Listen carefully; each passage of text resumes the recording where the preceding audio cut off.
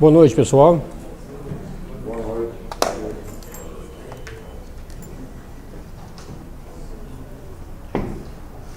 Só queria falar uma coisinha antes de começar, que nós estamos com um pouquinho de dificuldade em editar as aulas gravadas, então está demorando um pouquinho para chegar lá no diretório para quem assiste pela internet.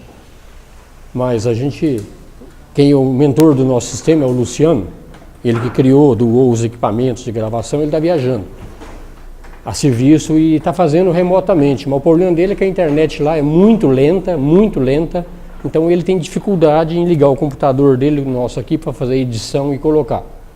Mas nós vamos continuar gravando as aulas e vamos continuar colocando, mas a aula de hoje, provavelmente daqui uns 5, 6 dias, é que ela vai estar disponível para audição. Mas vamos continuar fazendo, tá? Então só um pouquinho de paciência nesse sentido, que esse trabalho para fazer a edição da gravação, ele é relativamente lento. Mas vamos fazer assim, tá? Outra coisa que eu queria falar também, que a semana que vem eu acho que não faz sentido a gente ter aula aqui. Porque a semana que vem o jogo, na terça-feira, vai ser Brasil e México, e o jogo acaba por volta das 19 horas, quando encerra o jogo. Se ganhar, vai ter comemoração. Se perder, vai ter comemoração ao contrário também. Então, avisar que hoje nós temos a aula e a semana que vem, então, a gente não vai, tá? Porque na terça-feira, se ganhar, então, aqui a Praça da Sé fica... Pois é, ué. Você vê, a gente vai, até para isso serve de exemplo, né? Agora, pelo que eu olhei no calendário, na segunda, terça-feira já não tem problema. Vai ter um joguinho, mas nada que atrapalhe. Então vamos pensando desse jeito, né? Então que hoje tem, semana que vem não, e na próxima volta a ter novamente a aula. Provavelmente na quarta, já vai ser as quartas de finais, vai coincidir um jogo também que talvez não vai ser possível a gente se reunir aqui nesse dia. Ok, então? Então, semana que vem, folga para todo mundo. Pois não, Tony? Sim. Você conseguiu assistir em casa? Consegui assistir. Sei. Mas eu notei que as perguntas que fazem não dá para... Presencialmente, Tony, é muito melhor. Assistindo na internet, dá para ver também o conteúdo. Foi muito bom, mas a pergunta que não dá. A pergunta não dá. Vamos ver, com o tempo a gente pode melhorar o sistema e colocar um microfone para perguntas também, tá? Mas como eu falei, o mentor do nosso sistema é o Luciano, né?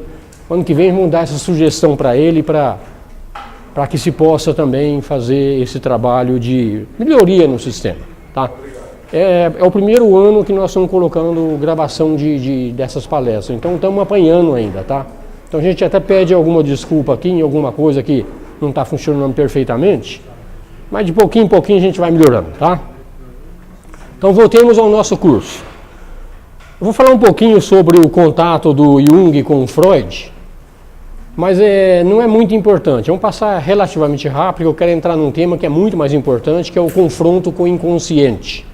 Mas vamos falar um pouquinho da convivência do Jung com Freud. Então ele fala aqui, no que concerne ao recalque no inconsciente é aquilo que a gente esconde de nós mesmos. É aquilo que você, de uma forma ou de outra, aparece na tua vida e você joga a sujeira para debaixo do tapete. Então, a sujeira debaixo do tapete é o inconsciente, a gente vai jogando tudo para lá. Então, essas figuras, né, ele não concordava com Freud. O Freud falava que tudo que ia para o inconsciente, que era recalcado e ia para o inconsciente, tinha um fundo sexual. Tudo era por motivo sexual. Essa é realmente a tese que o Freud mais usou. E o Jung não concordava muito com isso, não. Ele achava que também esse enfoque sexual realmente era significativo nesse trabalho, mas não era a única forma, não. Ele achava insatisfatório tudo isso aí. Então ele apresentou alguns casos que, para o Freud, que não eram recalcados também, mas não por motivos sexuais, e ele não admitia isso nada, de forma alguma ele admitia, porque para ele tudo era devido ao instinto sexual O instinto sexual, o instinto da preservação da espécie, que é muito forte. Então Freud baseava só nesse trabalho. Então Jung, nessa época que ele tinha uma certa luta interior consigo mesmo sobre expor essas desavenças que ele tinha com Freud. Então ele falava que o diabo é uma figurinha do inconsciente que estava na cabeça dele, que estava sempre provocando ele, falando algumas coisas, né? Falou que ele murmurou o ouvido dele que o Jung podia publicar as experiências dele sem mencionar Freud, porque as experiências dele parcialmente batiam com as do Freud e parcialmente não. Falava, não, você pode publicar, você não precisa dar satisfação ao Freud. Mas na época o Freud era o top do top realmente em termos de psicanálise, realmente, então ele tinha isso aí, né? Então falamos já em aulas passadas que o Jung estava sempre brigando também com as duas personalidades dele, aquela que era objetiva, que ele chamava de personalidade 1, e uma outra, que era o homem, o ser inconsciente, ficava brigando lá entre a 1 e a 2, né? A 2 é o homem interior, né? E essa personalidade 2 falava que isso era fraudulento, se você agir dessa forma, publicar suas experiências sem citar o Freud, isso é errado, tá? Então ele optou pela personalidade 2 e a partir daí tomou o partido do Freud de todas as formas possíveis. Só como característica o Freud, alemão, o Jung, suíço, e o Freud nunca foi querido pelos alemães. Muito pelo contrário, ele era eventualmente até odiado pelos alemães, né? Ele fala que os professores alemães dele advertiram ele para não defender o Freud, mas ele foi taxativo. Se o que Freud diz é verdadeiro, vou ficar com ele e dane-se as consequências. Então ele assumiu realmente ser pupilo do Freud. Então ele não só concordava que as neuroses eram tudo devido a traumas sexuais. Ele via que as neuroses tinham outras formas de neuroses que não necessariamente eram de origem sexual. Uma que ele fala muito, que é de um outro psicólogo bem conhecido, que foi o Adler. O Adler falava também que muitas psicoses eram originadas pela vontade do poder. Então é um outro instinto também, que é considerado como instinto também, a vontade do poder. Isso também gera uma série de neuroses aí, né? Freud convidou ele para ir à casa dele, isso era 1907, isso aqui está até num filme que eu assisti sobre os dois, filme comercial mesmo, né? Onde, peraí Wilson, nessa primeira conversa com Freud, eles começaram a discutir lá, essa conversa durou 13 horas seguidas. Pode falar, Wilson. Eu queria fazer uma observação que eu penso em observações, que a vontade do animal humanoide, nós somos animais humanoides que pensamos que somos humanos. Quando você fala de poder, sexo e violência, é a mesma coisa, é a mesmíssima coisa. Você só põe em sala diferente, mas é a mesma coisa. Você está falando sempre, você está falando... Em termos das neuroses. As neuroses do poder, a neurose do sexo, do prazer do sexo. E da violência. A neurose da violência Sim. é a mesmíssima em qualquer animal que você observar, inclusive em nós. Isso está correto. Isso são instintos. São simplesmente instintos. A gente vai ver que... Porque a gente não se vê como animal. Não. Se a gente se visse como tal, a gente se compreenderia muito melhor. Pois é. No reino animal, o instinto é predominante, totalmente predominante. O ser humano acha que dominou os instintos, mas não dominou. Não dominou. Os instintos ainda prevalecem fortemente. É só ver quando a gente está com fome, qualquer coisa assim, a gente vê lá. Então tudo isso aí é válido. Então isso é o lado, vamos dizer, é o lado inferior do inconsciente. Que o Jung divide o inconsciente num lado que ele considera mais ou menos inferior, que são os instintos, e um lado um pouco mais, vamos dizer, mais luz, que são os arquétipos. Então a tendência da evolução humana é que nós transcendemos todos os instintos, que é o inconsciente, e todo esse inconsciente é transformado em consciente e passa a ser realmente controlado pelo ser humano. Mas nós estamos longe ainda disso. Se chama amor. Ou se chama Pois é, esse é um lado arquétipo, que é o lado luz. É isso aí mesmo, tá? Pois não. É um pagode que fala assim, você com a arma na mão é o cara Como é que é? Você com uma arma na mão é um cara feroz. Tem um pagode que fala assim, né? Mostra bem essa questão, né? Da violência, se você tem um poder que a arma na sua mão, no caso é o poder, né? É o instinto do poder. Mas vamos lá. Então o Jung diz que ele entendeu que essa teoria sexual do Freud era tão importante para ele, era tão importante, tá?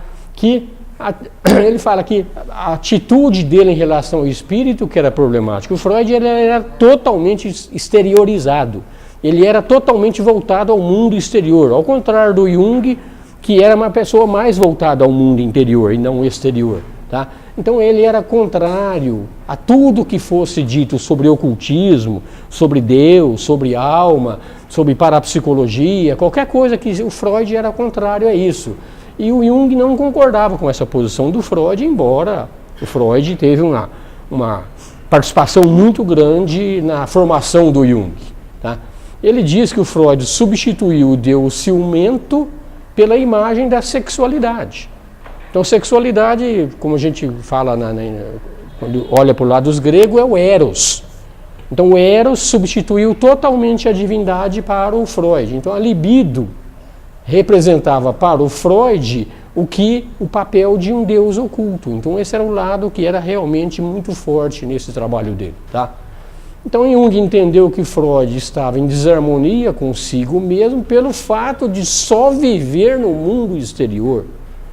Então a gente vai ver que o trabalho do Jung fala que realmente a totalidade do ser, uma vida saudável, é realmente você ser consciente e inconsciente. É você trabalhar para o mundo exterior, mas não deixar o lado interior totalmente de fora também. O lado interior ele vai e influencia fortemente nossas vidas e a gente não tem essa certeza, não tem essa consciência dessa participação desse lado interior, né? Então ele vem e fala aqui, né, que quando a gente vive dessa forma, que você é totalmente ligado no mundo exterior, é muito intelectualizado, principalmente pessoas que têm uma tendência muito grande em só viver o intelecto e não viver o lado do sentimento, então nasce uma reação inconsciente. Então ele fala, o inconsciente ele tenta de uma forma ou outra, ele tenta completar aquilo que a pessoa, de uma forma ou de outra, de cabeça dura, ele não participa da vida dele. Então o inconsciente tenta complementar a pessoa e acaba muitas vezes até dominando as pessoas por esse lado inconsciente, como nós vamos ver depois, tá? Então o Jung fala que o Freud se tornou vítima daquele lado que ele podia identificar, que era o lado consciente. Ele se tornou vítima, voltado somente ao mundo exterior, tá? Então ele fala que ele considera uma figura trágica, mas era um homem, um grande homem e tinha o fogo sagrado. Então o cara tinha realmente todo esse trabalho, esse conhecimento, tinha o fogo, mas ele dedicou-se o fogo para um único lado da vida e abandonou totalmente o outro lado. Então qualquer pessoa que foque a vida inteira só no lado consciente, ele tem tendência a se tornar neurótico. Mas ele vem e fala o contrário também, que aquele que também dedica a vida integralmente só ao lado inconsciente, ele também é neurótico. Ele também vai desenvolver neurose. Então o equilíbrio é a palavra correta aí quando a gente se torna um ser único. Então ele veio mais tarde, ele compreendeu isso que nós estamos falando aqui, Wilson, a vontade do poder, que foi estabelecido pelo Alfred Adler. O Freud falava que tudo era o instinto sexual. O Adler falava que tudo era vontade de poder. E o Jung já era meio... é um, é outro, e até outras alternativas também que interferem na nossa vida, né? Então ele fala que tinha um problema muito claro, que era confrontar o problema de Eros com o poder. Então Eros, que é o amor, é o instinto sexual do poder, eram tipo irmãos, mas irmãos inimigos. Aquele que se volta muito para o lado do instinto sexual, aquele que se volta totalmente para o lado do poder, da vontade do poder, são como dois irmãos. Um não vive sem o outro, um precisa do outro para se complementar, mas nesse período de se complementar, acaba se dominando por um deles. São complementares, sem dúvida, tá? Então ele fala que o Eros recorre ao instinto do poder e o instinto do poder recorre ao Eros. E se complementam, por isso que ele fala são como os irmãos, que ele está falando aqui, são quase que como irmãos mais ou menos inimigos, né? O homem se sucumbe ao instinto por um lado e por outro lado ele procura dominar o instinto. Então essa é a guerra. Tá? Ou você é dominado pelo instinto ou você tenta dominar o instinto. A gente vai ver que isso aqui, quando a gente fala isso aqui com aquele lado que é considerado também o efeito sombra, né? Quando nós temos um lado luz e nós temos um lado sombra, então nós estamos realmente numa batalha constante com esses dois lados do nosso consciente ou do nosso inconsciente, eles estão interferindo grandemente na nossa vida. Pois não? Essas últimas 4 lâminas, sim, deu para entender que ele acabou fazendo uma análise do próprio mestre dele. Fala de novo. Ele, dessas últimas 4 lâminas, deu para entender que o Jung fez uma análise do próprio mestre dele. Sim, ele está fazendo. É isso que... Porque esse trabalho ele fez aos 80 anos de vida, esse livro aqui que ele escreveu. Então o Freud já tinha morrido, então foi como uma análise realmente da convivência dele com Jung. É isso que ele está fazendo, realmente expondo o que ele, como foi a participação dele com Jung na psiquiatria, na psicologia, né? Porque o ramo da psicanálise, o que é conhecido como psicanálise, o criador é o Freud. E a psicologia analítica, que é a criação do Jung. Mas no fundo são muito parecidas, né? Aí. Mas ele está mostrando realmente esse lado que você está falando aí. Ele está fazendo quase que uma análise do Jung. Foi semana passada que o senhor estava falando que ele, na infância dele, ele fez uma análise dele mesmo, né? Foi fazendo uma análise da própria vida dele, se analisando. Parece que ele, a partir daquilo ali, ele consegue, basta chegar em ponto de analisar o próprio método. Você pode falar dessa forma que, como eu estou falando, isso aqui é uma autobiografia, mas essa aqui é a autobiografia com a visão dele que ele tinha aos 80 anos. Ele procurou trazer na memória dele todo o passado dele, mas sem dúvida nenhuma, a participação do Jung de 80 anos tem... Pois não, Sérgio? Você e o Jung e o Freud só se encontraram umas 2 ou 3 vezes. Não foram muitas vezes não, né? Relacionamento Foi por cartas. de correspondência. Foi através de correspondência, é verdade. Numa análise mesmo, depende do contato pessoal. Foram poucos encontros realmente, mas as cartas que eles escreviam foram diversas. Então não tinha internet na época, né? Não tinha e-mail. Então era carta mesmo. Dessa forma, então a convivência deles foi muito mais por cartas do que contato pessoal mesmo. Tá? Então ele fala isso aqui, né? O Adler mostra como o homem usa o instinto para violentar o objeto e o Freud foi subjugado por Eros, que era só o lado sexual que prevalecia. Osmir, o que é violentar o objeto? Qual que é? Do Adler. O que é violentar o objeto? Freud mostra que o objeto sucumbe ao instinto, o Adler mostra como o homem usa o instinto para violentar o objeto. Eu não entendi essa expressão. Ele usa o instinto para... O objeto pode ser qualquer coisa, pode ser outra pessoa. É nesse sentido que ele está falando.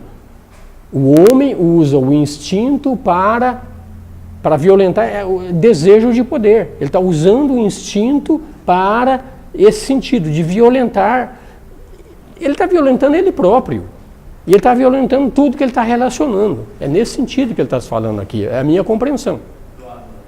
Tá? Então, o termo objeto aí está generalizando tudo. Né? Tá. Tá, isso aqui, gente, a gente está colocando só para a gente dar uma pincelada. Se a gente pegar o livro e ler todinho, talvez tenha algumas coisas mais que eu tenha deixado passar. Que isso aqui é um breve resumo de um capítulo inteiro de mais ou menos umas 30 páginas que tem no livro total. Tá? Então ele vem aqui e fala, se o Freud tivesse apreciado essa verdade psicológica que ele fala aqui, ó, que faz da sexualidade algo muito mais luminoso, algo muito mais espiritual, quando ele fala sobre os instintos, ele fala que o sexo ele pertence a um instinto um pouco diferenciado. Ele é instinto, mas ele também é criatividade. Então, o sexo, quando ele for realmente entendido na tua plenitude, ele não vai ser simplesmente um instinto de procriação, mas ele vai ser também aquela força que vai ser utilizada para voltar à criatividade. Então, o Freud não percebia isso. Então, ele fala que o sexo é ao mesmo tempo um Deus e é um diabo. Então, esse é uma categoria de instinto que ele considerava um pouco diferente dos outros, porque ele tinha esse aspecto a ser considerado realmente, que o sexo tem o lado animalesco, tem o lado puramente instintivo, mas, por outro lado, ele tem um lado realmente, quando é desviado, a energia, a libido é desviada realmente para o lado artístico, para o lado criatividade, ele é luminoso. E o Freud não percebia isso. Então ele não teria ficado prisioneiro dessa noção mesquinha de sexo. Então, para eu entender, perdão a intervenção, ele é número e não fenômeno. É isso? Como é que é? Ele é número e não fenômeno. É isso aí. É luminoso. Luminoso. Isso, o instinto sexual. O aparente. É isso aí. Tá, então, a gente vê aqui na teosofia também, quando a gente estudou e fez o curso da ciência da meditação, é que a energia sexual, a libido, ela praticamente está muito ligada com aquilo que nós chamamos da energia que está na base da espinha, e que essa energia, quando ela subir e chegar na nossa cabeça, então ela é transformada totalmente em criatividade. Então, basicamente, é a mesma energia, tá? Energia que pode ser utilizada. Então, esse é o lado sexual, que se a gente percebe esse lado, então a gente transcende a energia sexual. Não estou pedindo para ninguém se tornar celibatário aqui não, tá, gente? Isso aqui é... Se ele pedir, você está perdido. Não é isso que nós estamos falando, não, tá? Mas, que pode, o que ele está dizendo é que assim, essa energia, ela pode ser realmente luminosa, e ela pode ser realmente voltada para a nossa criatividade. Isso o Freud não percebia. Oi? A sensação sexual, quando a gente está tendo sensação sexual, a gente percebe que parece que é uma espiral, né? Você fica numa sensação de espiral. Então é bem essa coisa da energia subindo pela subindo? Pela espinha, né? Isso é uma experiência que você pode ter. Eu não saberia te afirmar se é dessa forma mesmo. Tá? Mas a sensação deve ser parecida com isso que você está falando mesmo. Tá? Então é o lado que esse instinto, nós vamos voltar a falar uma aula sobre instintos, a gente vai voltar nisso aí. Vamos falar sobre os instintos fundamentais e vamos falar um pouco sobre esse instinto sexual também, que ele fundamentalmente é aquele instinto da preservação da espécie. Pode falar, Mário. Não, mestre, eu pensei... Então, pessoal. Eu falei que se continuasse assim, É. né? Uhum. Que a turma está aqui, está lá, tem que buscar, daqui a pouco tem um orgasmo aí. Ah, é? Pois é, existe uma escola tântrica que promove o sexo tântrico, sem contato. Como é que é um negócio? Você não conhece o sexo tântrico? Onde um senta aqui, o outro senta lá e faz uma conexão espiritual entre um e outro e chega ao orgasmo dessa forma, sem... Isso é internet, né? Não, isso aí é um...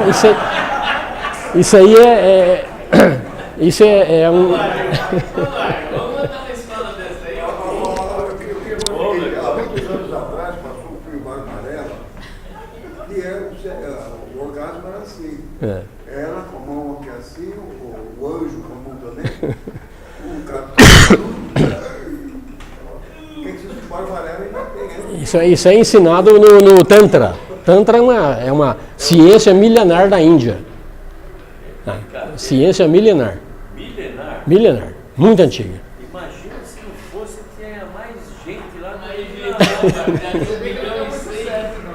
não, teria mais gente que lá na China, pô, já pensou? E eles maneiraram. Mas é por aí, tá? Então, Foi bom você.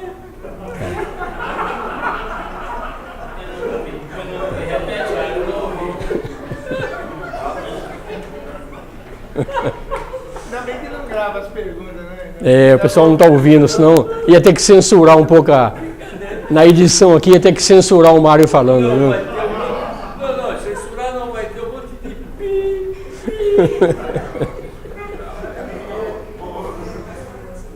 Fala, César. Só poderia só explicar o que significa a palavra luminoso, que eu não consigo. Qual a palavra? Luminoso? Se você pode entender espiritual. É algo que é mais do que material, é algo que transcende. É luminoso, é espiritual, tem algum sinônimo? Sagrado. A palavra que transmite mais é algo sagrado. Luminoso vem de númeno. Sim. Númeno é o essencial. Essencial. Fenômeno é o aparente do essencial. É isso aí. Númeno e fenômeno. No livro da profecia celestina que eu já mencionei aqui, quando a pessoa passa para outro estágio, o sexo é dessa maneira, pensamento e nasce uma criança. Tudo bem. Não, é bem esporádico. Vamos respeitar quem gosta do sexo tanto que vamos respeitar quem gosta do mais presencial.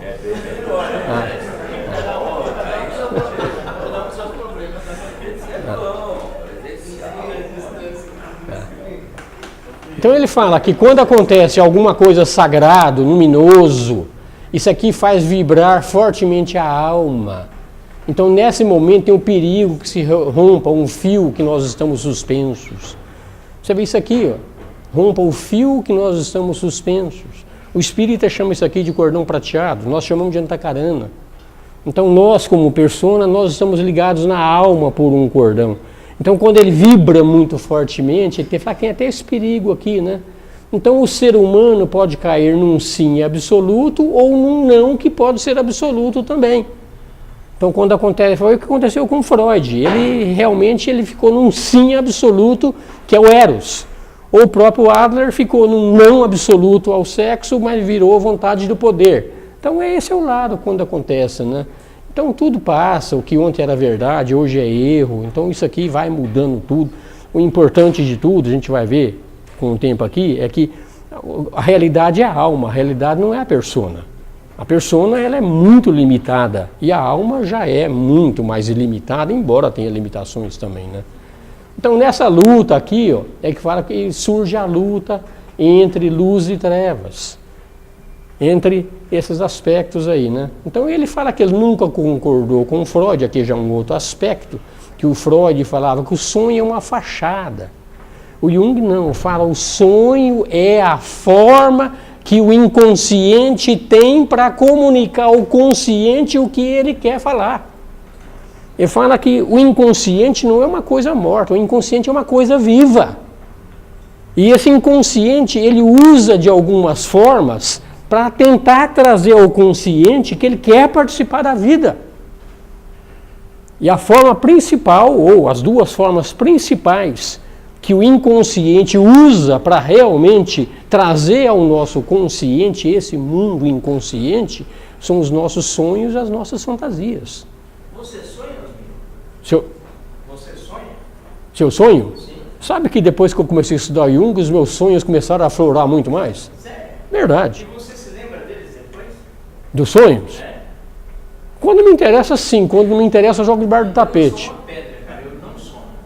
Você sonha, simplesmente você não lembra. Eu não me lembro. É isso aí. Então não é que você não sonha, você não lembra. Não registro.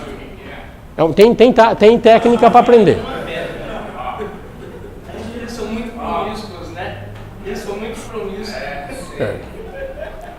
Mas vamos voltar ao nosso tema aqui, tá? Então isso aqui, o Freud achava que o sonho era uma fachada. Ele fala que não. O sonho realmente tem que ser analisado. O sonho, uma das técnicas de aprender a fazer, ver o sonho é todo sonho que você tiver, que é mais ou menos significativo, anota. Anota. O Jung fazia isso. Anotava. Depois ele fazia análise daquele sonho.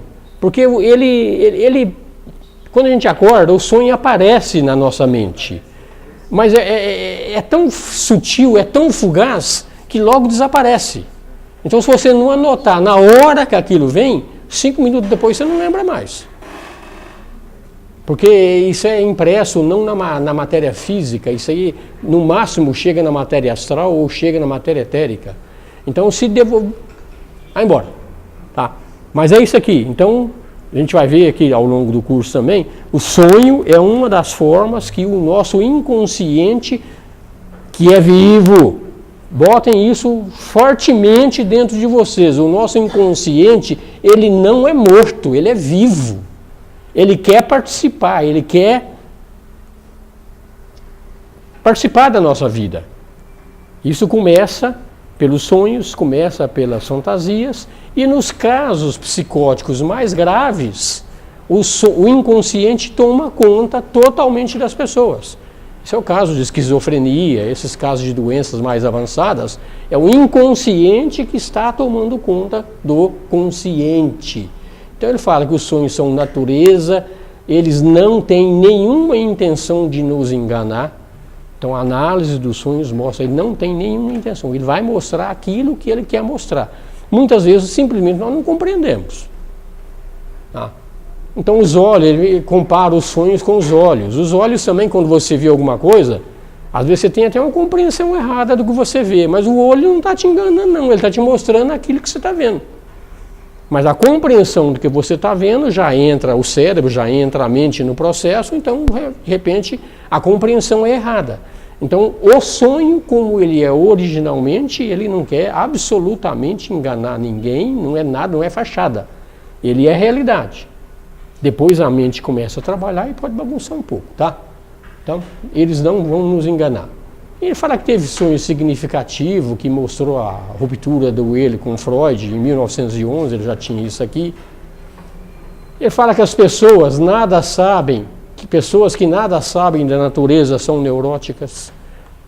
Neuróticas, pessoa que vive realmente numa selva de pedra como nós vivemos, e não tem um menor contato com o teu mundo interior, com a natureza, tem uma grande tendência a se tornarem neuróticas.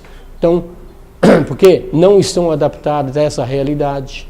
Mas ele fala que o conhecimento da natureza por si próprio também não é suficiente para curar a neurose, só vai recobrar a saúde se sair desse cotidiano e realmente vivenciar a natureza.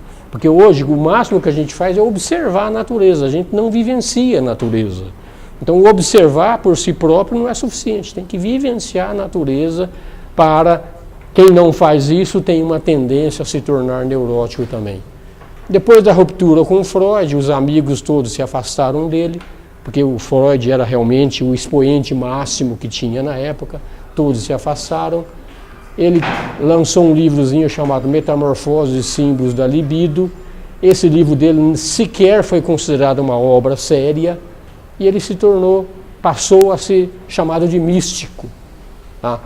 Espalhou-se um erro de que ele não via valor na sexualidade, porque ele era contra o Freud, então não vê valor nenhum na sexualidade. Ele fala que é má compreensão. Ele entende que ela tem um grande papel na psicologia, é uma expressão fundamental da psicologia dele, mas não é única, não é única.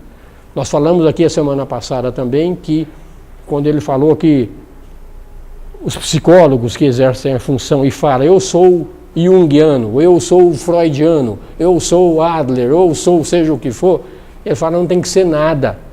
Cada caso depende de uma aproximação diferente. Então aquele que quer seguir estritamente uma determinada escola, não é um bom psicólogo. Tá? Então a preocupação era aprofundar a sexualidade para chegar naquele aspecto sagrado da sexualidade, explicar o lado espiritual da sexualidade. Então é isso que ele queria. E ele fala que ela é como expressão de um espírito das profundidades da terra, é muita importância. Então o sexo, enquanto puramente instinto, ele fala que é o lado sombrio da imagem de Deus. Enquanto não considerado o sexo como algo sagrado, como algo luminoso, como algo que realmente é muito mais do que puramente um instinto. Então esse, quando fica-se restrito a esse lado dele, ele fala que é o lado sombrio da imagem de Deus. E vem aqui e fala que a maior obra de Freud foi tomar a sério os doentes neuróticos dele. porque até então ninguém cuidava muito dos neuróticos, deixava lá naqueles hospitais psiquiátricos lá e ninguém levava muito a sério. Ele fala que não, que o Freud levava a sério e ele tentou derrubar falsos deuses, não teve medo da impopularidade desse empreendimento. Ele está contando que é o que ele mais considera no Freud. Freud reconheceu que o sonho é um importante fator de informações sobre os processos do inconsciente. E o Freud provou a existência de uma psique inconsciente, que até então era um postulado filosófico, e ele provou essa existência aí. Então ele fala que até hoje não é exagero dizer que a civilização ainda hoje não aceitou essa ideia do inconsciente e as consequências do inconsciente sobre o consciente. Gente, nós não entramos ainda no mergulho no inconsciente, que nós vamos entrar mais para frente, tá? Mas de fato, se a gente observar direitinho, essa ideia de inconsciente na grande massa da população é quase zero. Só, o Mário queria falar só um instantinho. Eu não entendi bem a segunda estrofe ali, a sexualidade como expressão. O que está dizendo ali? É o Jung ou Aonde? a segunda? Qual? Que? Em cima. A sexualidade é o Jung que está falando. Tá? A sexualidade como expressão de um espírito da profundidade da Terra é de muita importância. Então, porque ele foi acusado de que ele não considerava a sexualidade importante. Ele só está dizendo que a sexualidade, quando é olhada pelo lado simplesmente como instinto, instinto mais animalesco, mais nesse sentido, é um lado sombrio da imagem de Deus. Mas existe um lado também que não é sombrio, tem um lado luminoso também. Então tem que encarar esse outro lado para ver realmente todo o aspecto da sexualidade como um todo integrado, e não só o lado instintivo, não só o lado sombra, mas olhando também o lado luz. Ele usar não a sexualidade ali, né? Só a expressão de animalismo. Para entender o que é sexualidade, né? É nesse sentido. A sexualidade pode ser encarada como um instinto, como os animais são totalmente instintivos, ou pode ser transcendido e virar criatividade. Então você está olhando um lado escuro da sexualidade e está olhando o lado luz. Então tem os dois lados. O que ele está chamando a atenção é nesse sentido.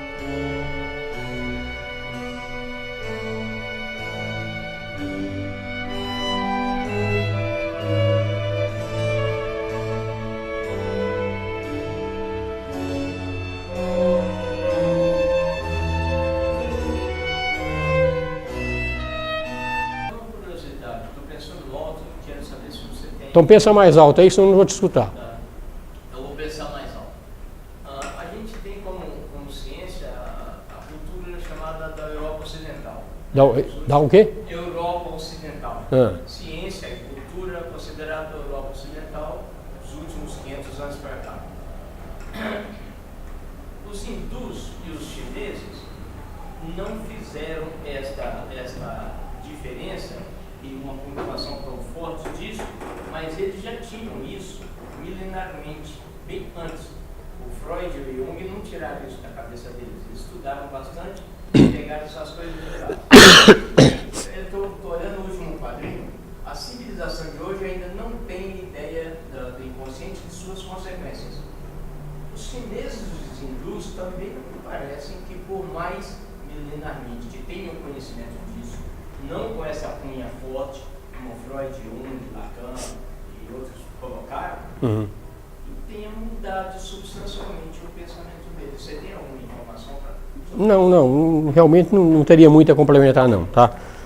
Mas o que você está falando que os hindus têm é verdade. Tudo isso aqui é de conhecimento dos hindus há muito tempo, só que de uma pequena classe dos hindus. Quando você vê realmente o conhecimento sagrado, isso aqui estava na mão dos brahmanes. Era uma pequena casta dos hindus que tinham acesso a tudo isso. A grande maioria não tinha acesso, não. Isso aconteceu também na China. E até hoje acontece. Tem muitas informações que estão no cristianismo que são guardadas às 7 chaves lá no Vaticano. Então é ocultado da massa, a grande massa, essas informações. E o que você está falando que o Jung se baseou realmente lá no conhecimento dos hindus, é parcialmente verdade, mas não integralmente verdade. Mas parcialmente sim. Dos dois, mas é de todo mundo, tá? Porque de fato, a primeira frase que eu coloquei aqui na primeira aula do curso, você não se lembra, mas o Jung falou fortemente, minhas ideias não são minhas. Eu simplesmente sou portador das grandes ideias. E no final do meu ciclo eu vou passar a tocha para outro. Então, na realidade, esse acesso a essas informações milenares que você está falando, isso não vai se perder nunca. Pode se perder quando destruiu a biblioteca de Alexandria, por exemplo. Perdeu um monte de informações. Mas, na realidade, tudo aquilo ainda está presente no inconsciente e, de vez em quando, surge um cara que é mais ou menos ligado nessas coisas, faz a captação desse lado do inconsciente e traz ao consciente novamente. Então, a perda não haverá nunca. Tá? Ok? Posso continuar? Ou tem mais alguém que eu... Então, vamos lá. Tá? Então, é claro que a civilização é dessa forma. Mas isso aqui foi só uma passada sobre a presença do Jung com Freud, para a gente ver realmente a formação das ideias dele. Nós ainda estamos na primeira parte do workshop, que vai ser mostrar o que é o Jung. Depois nós vamos entrar na obra dele e realmente vamos mergulhar mais forte no inconsciente. Esse capítulo desse livro aqui, que é chamado Confronto com o Inconsciente, para mim esse é um dos mais importantes desse livro. Porque vai mostrar a experiência dele, de como ele teve o confronto com o inconsciente. Por que isso é muito importante, na minha opinião? Por uma razão muito simples. Todos nós vamos ter que fazer isso ou já estamos fazendo. Às vezes a gente faz sem a menor consciência, mas todos nós vamos um dia, mais cedo ou mais tarde, vamos ter que confrontar o nosso inconsciente. Nós falamos muito nisso aqui no workshop do Patanjali, que quando ele falava que no estado de dhyana era para trazer todo o inconsciente ao consciente para se tornar consciente e resolver todas aquelas encrencas que a gente deixou para trás. Aqui é a mesma coisa, ele está mudando as palavras, mas é a mesma coisa. Então esse processo de confronto com o inconsciente, qualquer um de nós já está passando ou vai passar mais fortemente. E uma das consequências desse confronto com o inconsciente, quando ele não é bem conduzido, são as síndromes do pânico, são as esquizofrenias, são as neuroses. Tudo isso são coisas que nós estamos confrontando com o nosso inconsciente sem a compreensão do que nós estamos fazendo. Por isso que eu considero isso muito importante. Nós vamos falar isso aqui muito depois, quando entrar no livro dele que chama O Eu e o Inconsciente, onde ele vai mostrar algumas técnicas de como vai acontecer esse processo todinho, passo a passo. Mas aqui nós não vamos entrar nesse passo a passo de como é o confronto com o inconsciente. Nós vamos entrar numa fase onde ele vai mostrar como foi a experiência dele de esse confronto com o inconsciente. Esse confronto pode ser feito lentamente, pouquinho de cada vez, e você vai chegar no final do teu processo, fez todo o teu confronto com o inconsciente, passou incólume, mas alguns seres não, tem alguns seres que realmente são mais robustos do que nós, chegam e enfrentam o inconsciente de uma forma muito forte. Um exemplo disso aqui é o Cristo nos 40 dias e 40 noites no deserto. Isso foi taxativamente o encontro do Jesus com o inconsciente. Isso foi também o que o Buda, há 2.600 anos atrás, fez na iluminação, no processo de iluminação debaixo da árvore de bode, quando foi o confronto dele com o inconsciente dele também. Quem leu a obra do Buda, que mostra em detalhes como foi esse confronto dele, ele enfrentou demônios de tudo quanto é tipo que vinha tentar o cara para não deixar ele atingir o selfie. Não, fica aqui nesse mundo, aqui é bom, eu vou te dar 300 mulheres. Não, vou te dar riquezas.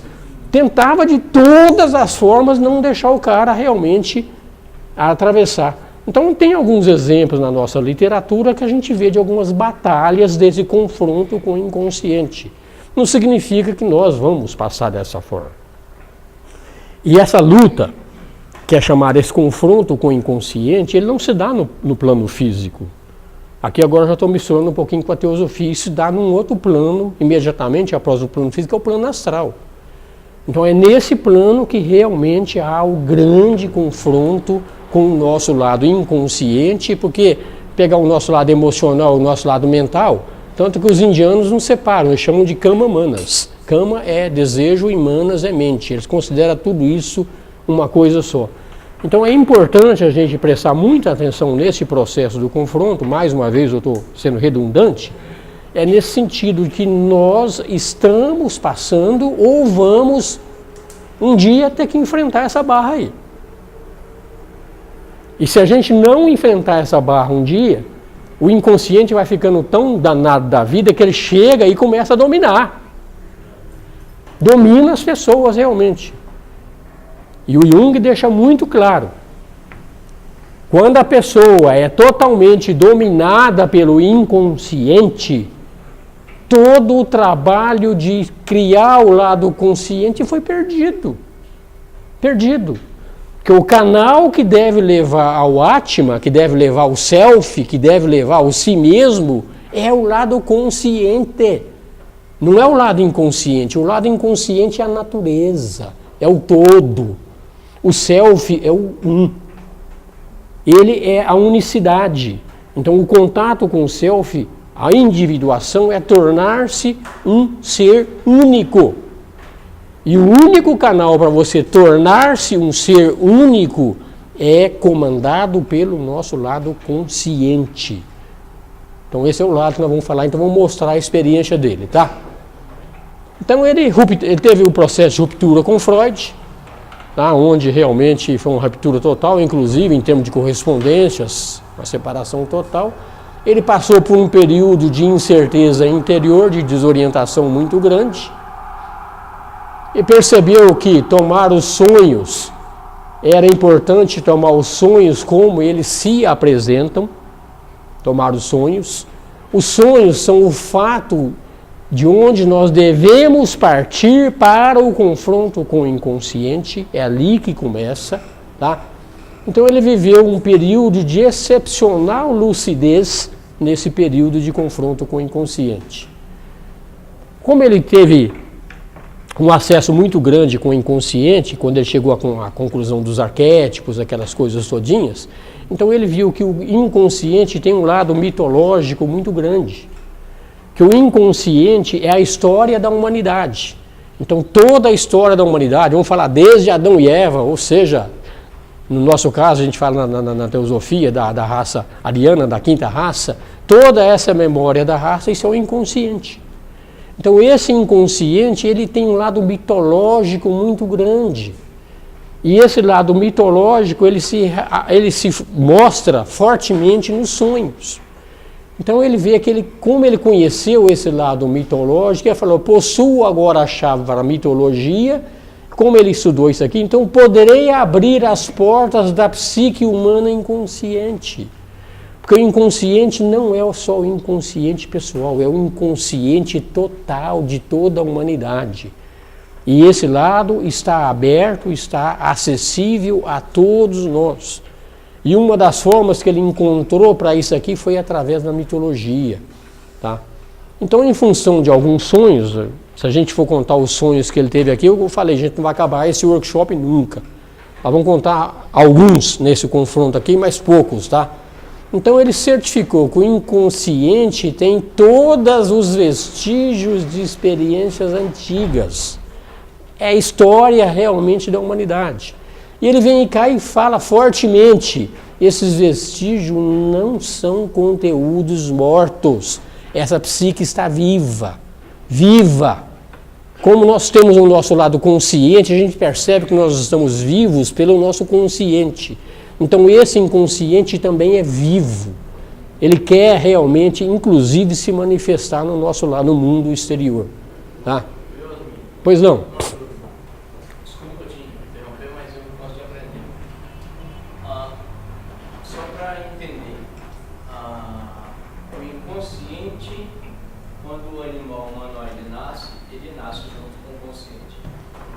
inconsciente da parte do cérebro reptiliano, que aí considera o inconsciente, ele traz todo esse arcabouço de memória, ou ele é uma fonte, uma passagem de conversa com o etéreo para buscar isso? Esse lado inconsciente, ele está presente desde o nascimento, inclusive no reino animal. Você pode ver quando um animalzinho, um bezerrinho acaba de nascer. O acesso a esse arcabouço de memórias não antepassadas, ele já está ali contido naquele gene? Sim, está contido. Acessa. Porque parte desse conteúdo, desse inconsciente, são os instintos. Parte dele, não é a total. Do outro lado são os arquétipos.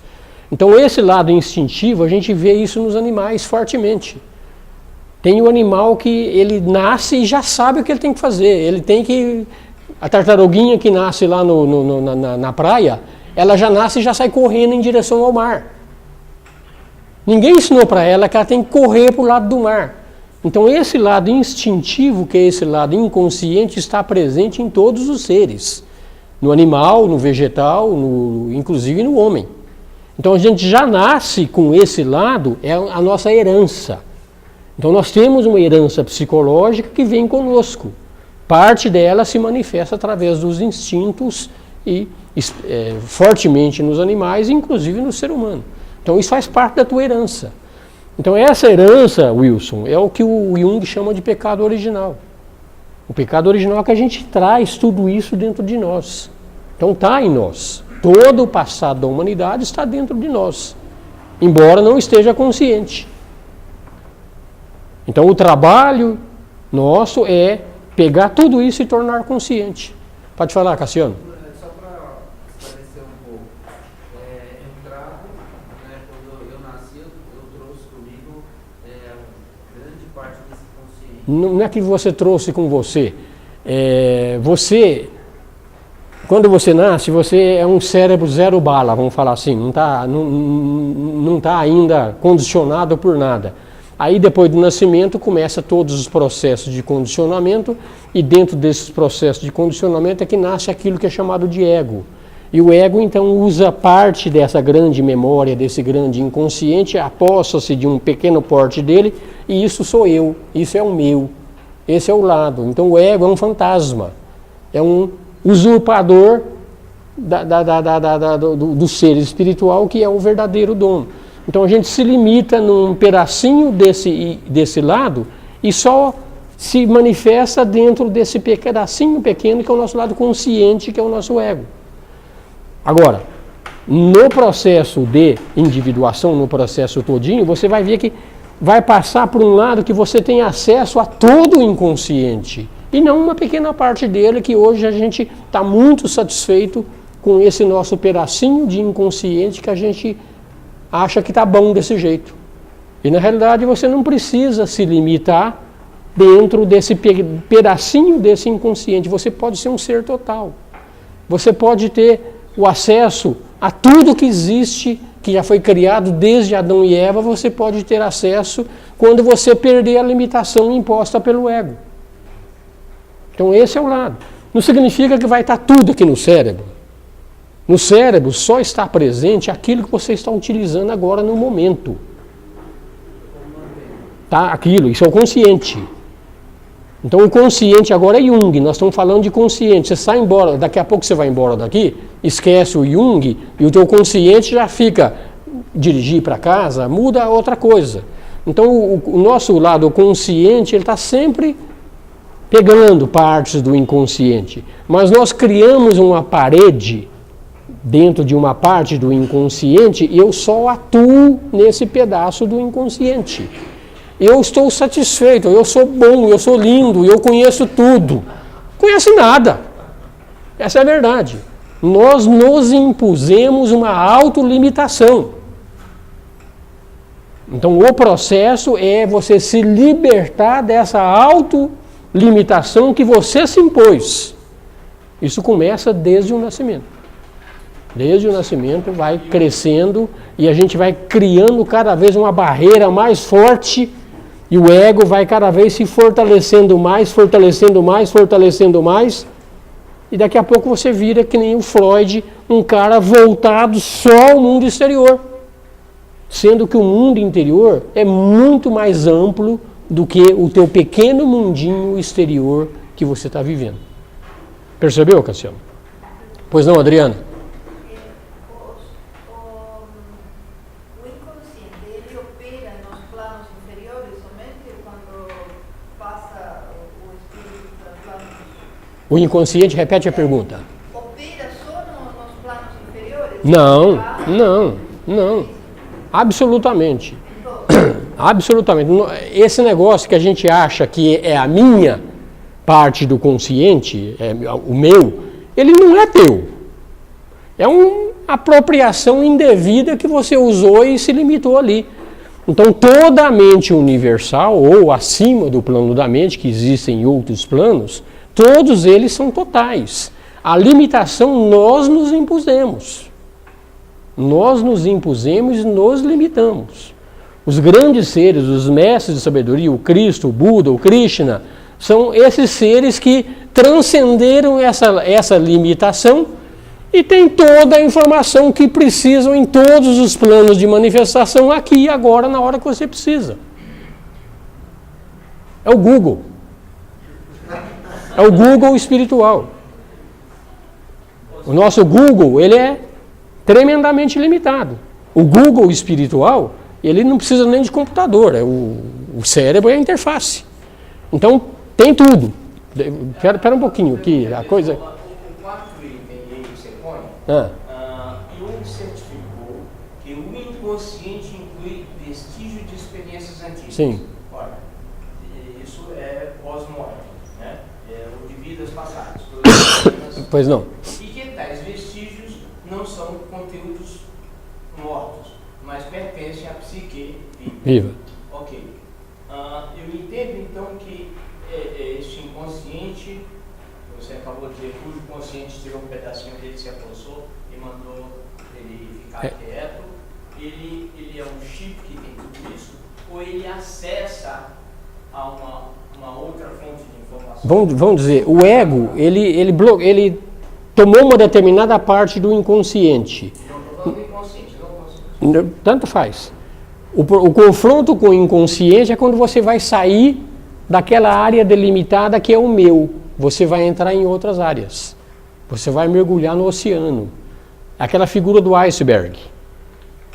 A pontinha do iceberg para fora da água é o consciente. O congelado para baixo do nível da água é o teu inconsciente pessoal. E o oceano é o inconsciente total.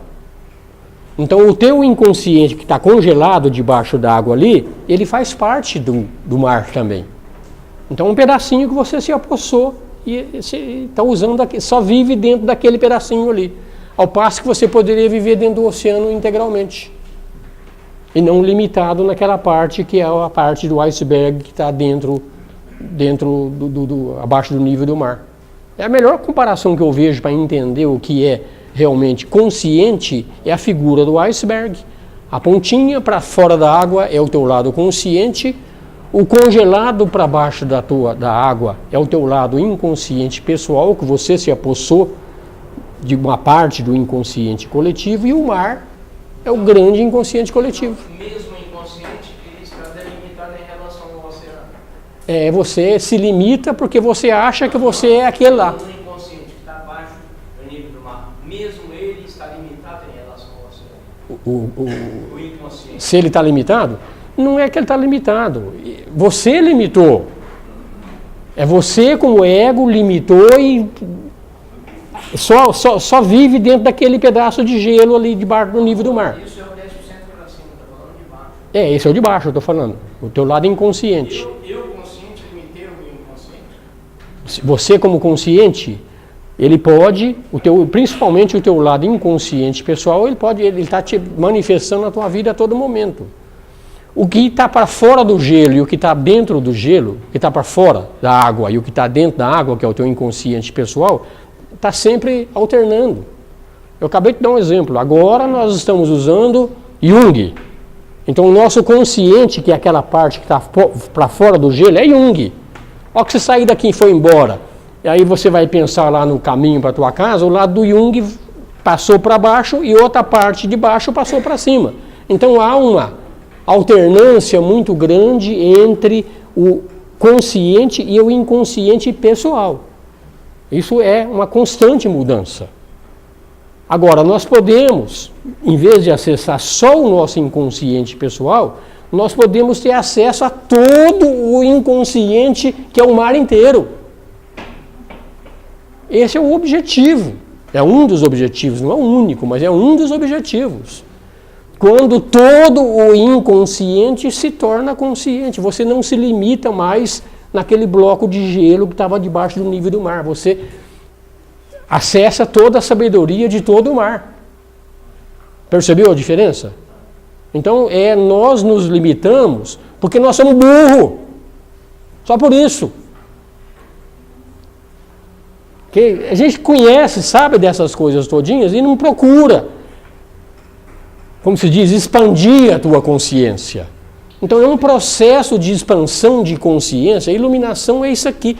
Você simplesmente vai expandindo a tua consciência mais, até chegar num dia que você chega no self. Só tem uma observação a fazer. Pode. Não vou trocar o Jung por dirigir um carro, mas foram critérios. Ah, é? Fica à vontade. Mas um dia eu ainda vou te convencê-lo de que isso não é o melhor caminho. A bebida em excesso... Você vai ter que brigar com a dona do... Você vai ver que a bebida em excesso, não a bebida, um copinho de vinho não faz mal a ninguém. Mas a bebida em excesso é um flerte com o inconsciente. Um flerte, é um namoro com o inconsciente. Você tá vivendo na corda bamba. Você está simplesmente vivendo na corda bamba. É isso que você está fazendo. Você gosta de viver perigosamente? Continue. Tá? Porque se o inconsciente te domina, se ele te domina, sabe o que é? Tudo virou neurótico, total. Então, enquanto o cara que bebe domina a bebida, tudo bem. Mas quando a bebida toma conta dele, a gente vê exemplos de cara na sarjeta aí, perdido totalmente, em consciência zero.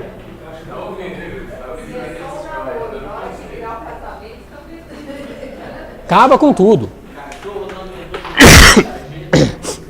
Tá? Então, deixar o inconsciente tomar conta total do consciente é a pior coisa que pode acontecer com o ser humano consciente. É a pior coisa. Todo aquele trabalho que foi feito pela alma para criar todo esse lado de desenvolvimento do cérebro, desenvolvimento da mente, tudo isso, foi tudo jogado fora. Tudo fora. A gente vai ver isso aqui. Tem um lado do inconsciente que o Jung chama, no livro dele, lá, 7 Sermões aos Mortos, que ele chama de pleroma. Então, se você vive, como se diz, namorando o pleroma ali, se você escorregar e cair no pleroma, você simplesmente desapareceu. Isso significa morte da alma. É simples falar isso, gente. Significa morte da alma. Acabou. Não é a morte espiritual, da alma. Pois não. Essa ótica que você colocou da bebida alcoólica, ela se encaixa também no perfil de drogas? Mesma coisa. Mesma coisa. Tudo. O ego, a alma Você está flertando com o inconsciente. Você está acima do ego. É a alma mesmo que está... Não é que está acima, está no mesmo nível. O ego é a alma. O ego maiúsculo, não o ego animal. Então ele está no flerte do ego. Tá ali. É aquele negócio, o ego é aquele iceberg dentro do mar. E o que está consciente, o inconsciente. Então, quando o mar toma conta daquele pedaço ali, o ego desapareceu. Simplesmente desapareceu. Gente, a gente estuda isso aqui na teosofia, a gente chama isso aqui de 8ª esfera. Estamos trocando os nomes, mas é a mesma coisa. Pois não, Zé Carlos? Então, aí eu estou pegando um pouquinho essa dificuldade que a gente tem da expansão da consciência, de acessar o oceano. Né? Quando ele valoriza dessa maneira os sonhos, E a gente conversou no outro workshop que os sonhos, na verdade, você perde as travas.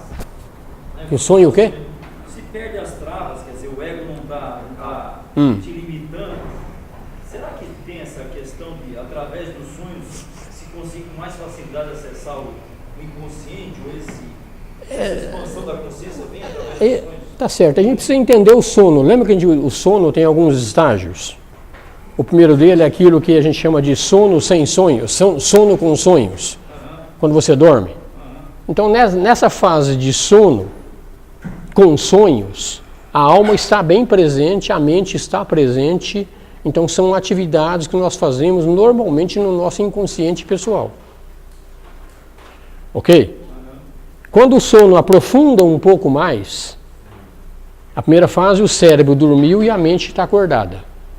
Aí você tem ainda as travas. Então, quando o cérebro dormiu e a mente está acordada, então essa é a fase de sono com sonhos. Então, são experiências que a gente está tendo no nosso lado inconsciente. É isso que está acontecendo lá. Então, a reminiscência de sonhos é esse lado nosso inconsciente que ele tem vida, é ele que está operando. O cérebro está dormindo.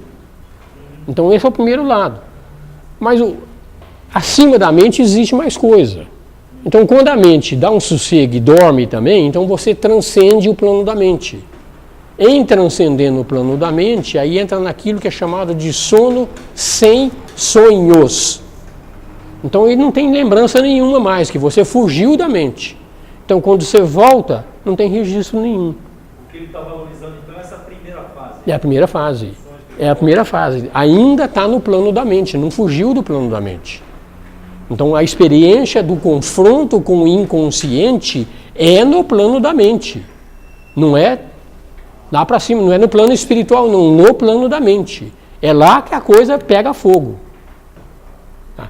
Só que esse nosso lado consciente, inconsciente, tem um lado pessoal e tem um lado coletivo. O pessoal é aquilo que a gente acha que é nosso. Na realidade não é nosso coisa nenhuma, mas a gente acha que é nosso. E o coletivo é o todo. O coletivo é o todo. Percebeu a diferença? Então o confronto com o inconsciente se dá no plano das emoções, no plano da mente. É lá que ele se dá. Pois não, Adriana? E as experiências de sonhos lúcidos e de viagem astral ou desdobramento, em que se encaixa aí? De desdobramento? Desdobramento. Então, isso aí se dá da seguinte forma. Aí eu tenho que voltar para a teosofia de novo. Tá? É que são planos diferentes. Nós temos veículo em cada plano. Então agora o veículo físico está sendo utilizado. Num processo de desdobramento, você está ainda acordado, mas você tem a percepção do próximo veículo, que é o veículo das emoções. Então você tem a percepção desse outro plano, que é o plano das emoções ou o plano da mente. Então o desdobramento é como se fosse uma ampliação de consciência. Você não está vendo só mais o plano físico, como você passa a perceber ou o plano astral ou o plano mental. Isso é o desdobramento, é a ampliação de consciência. Só que essa ampliação de consciência tem duas formas de ser feitas. Ela pode ser feita naturalmente ou artificialmente. Artificialmente através de uso de drogas. Pode ser álcool, pode ser ayahuasca, pode ser cocaína. Então a pessoa fica eufórica, porque ele está acessando o conteúdo de outras dimensões. Mas isso é artificial. Não traz nada de bom para a pessoa. Agora, aquele processo onde você começa realmente, naturalmente, esse processo, aí sim traz ganho, porque você vai trazer isso como um ganho para a tua alma, experiência para a tua alma.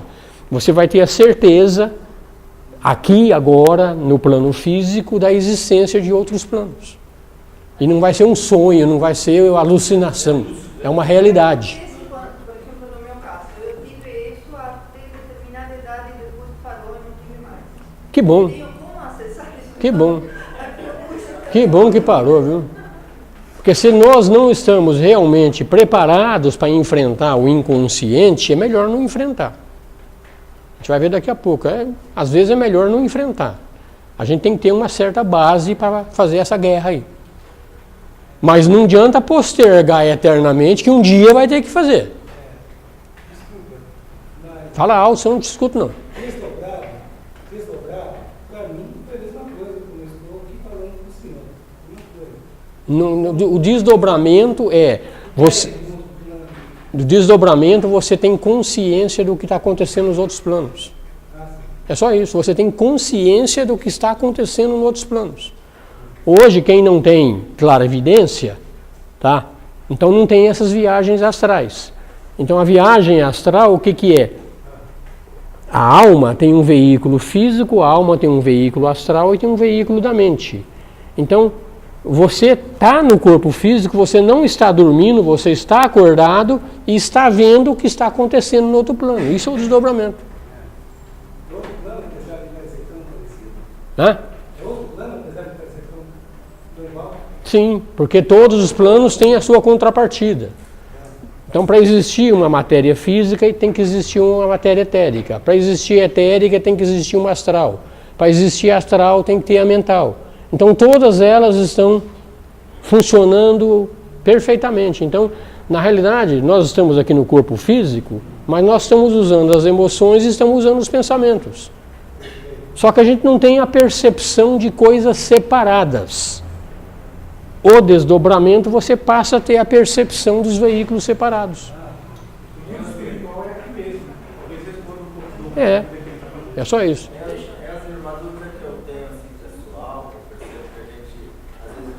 Fala mais alto, Hassananda. Às vezes a gente fica muito submerso a teorias, né? Coisas do passado e tal.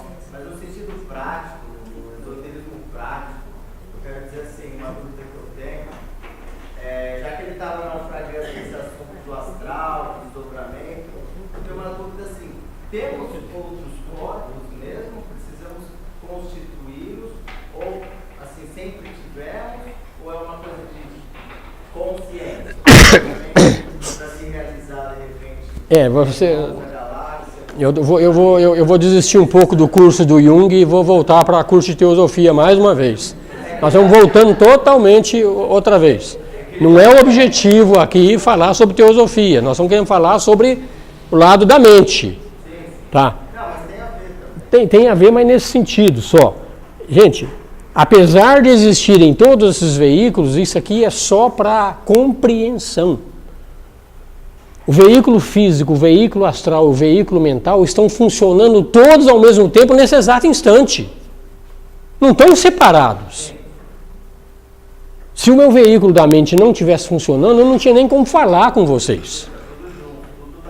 Se o veículo das emoções não estivesse funcionando, eu não teria como ter emoção, nem boa nem ruim. E tudo acontece ao mesmo tempo, não é separado. Então essa separação é que é o grande engano. O ser é um todo.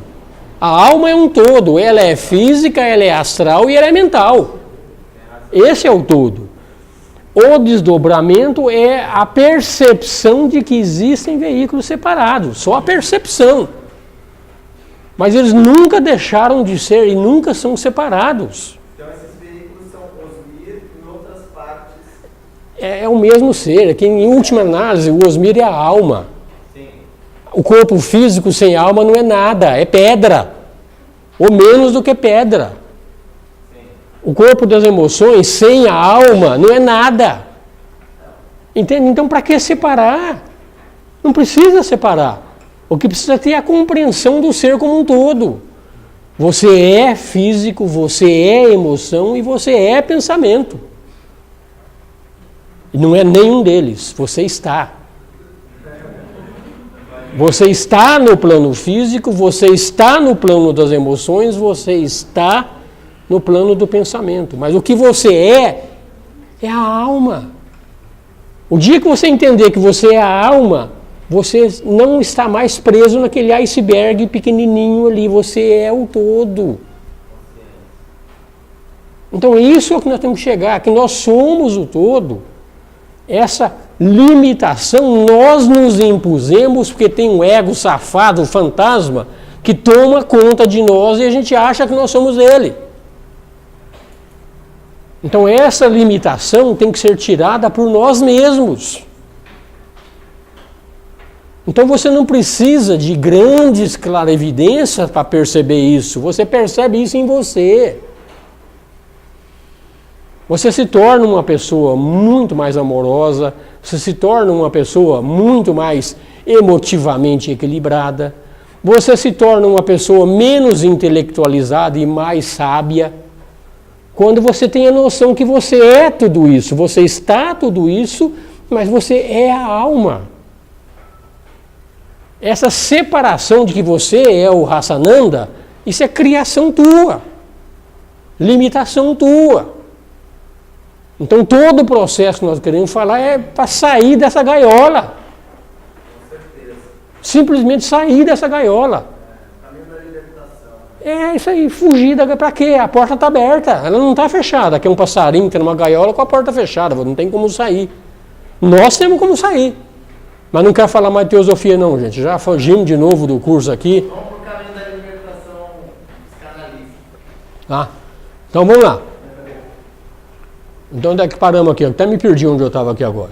Tá? Então ele concluiu que o inconsciente tem todas essas experiências antigas e que o inconsciente é vivo. Ele não é morto.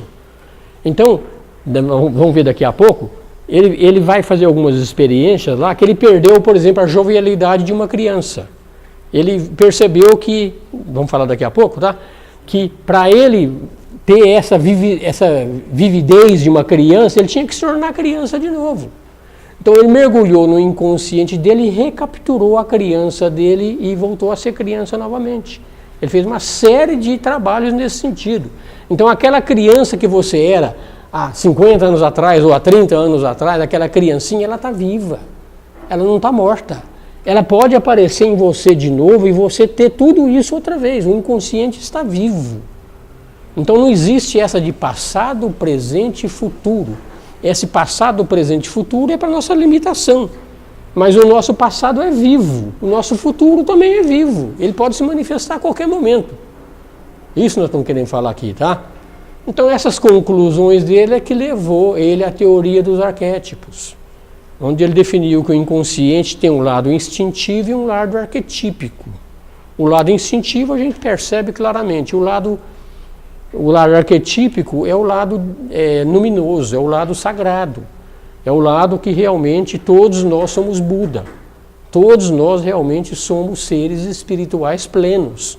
Só falta a ampliação da consciência para isso. Vamos continuar.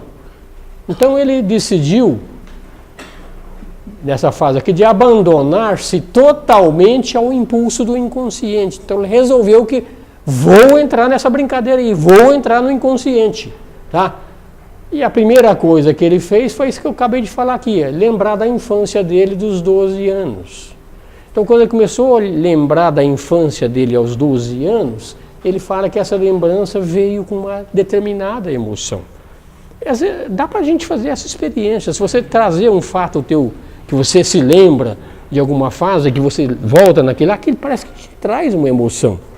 E se aquilo está te trazendo uma emoção, é porque aquilo está vivo, não está morto.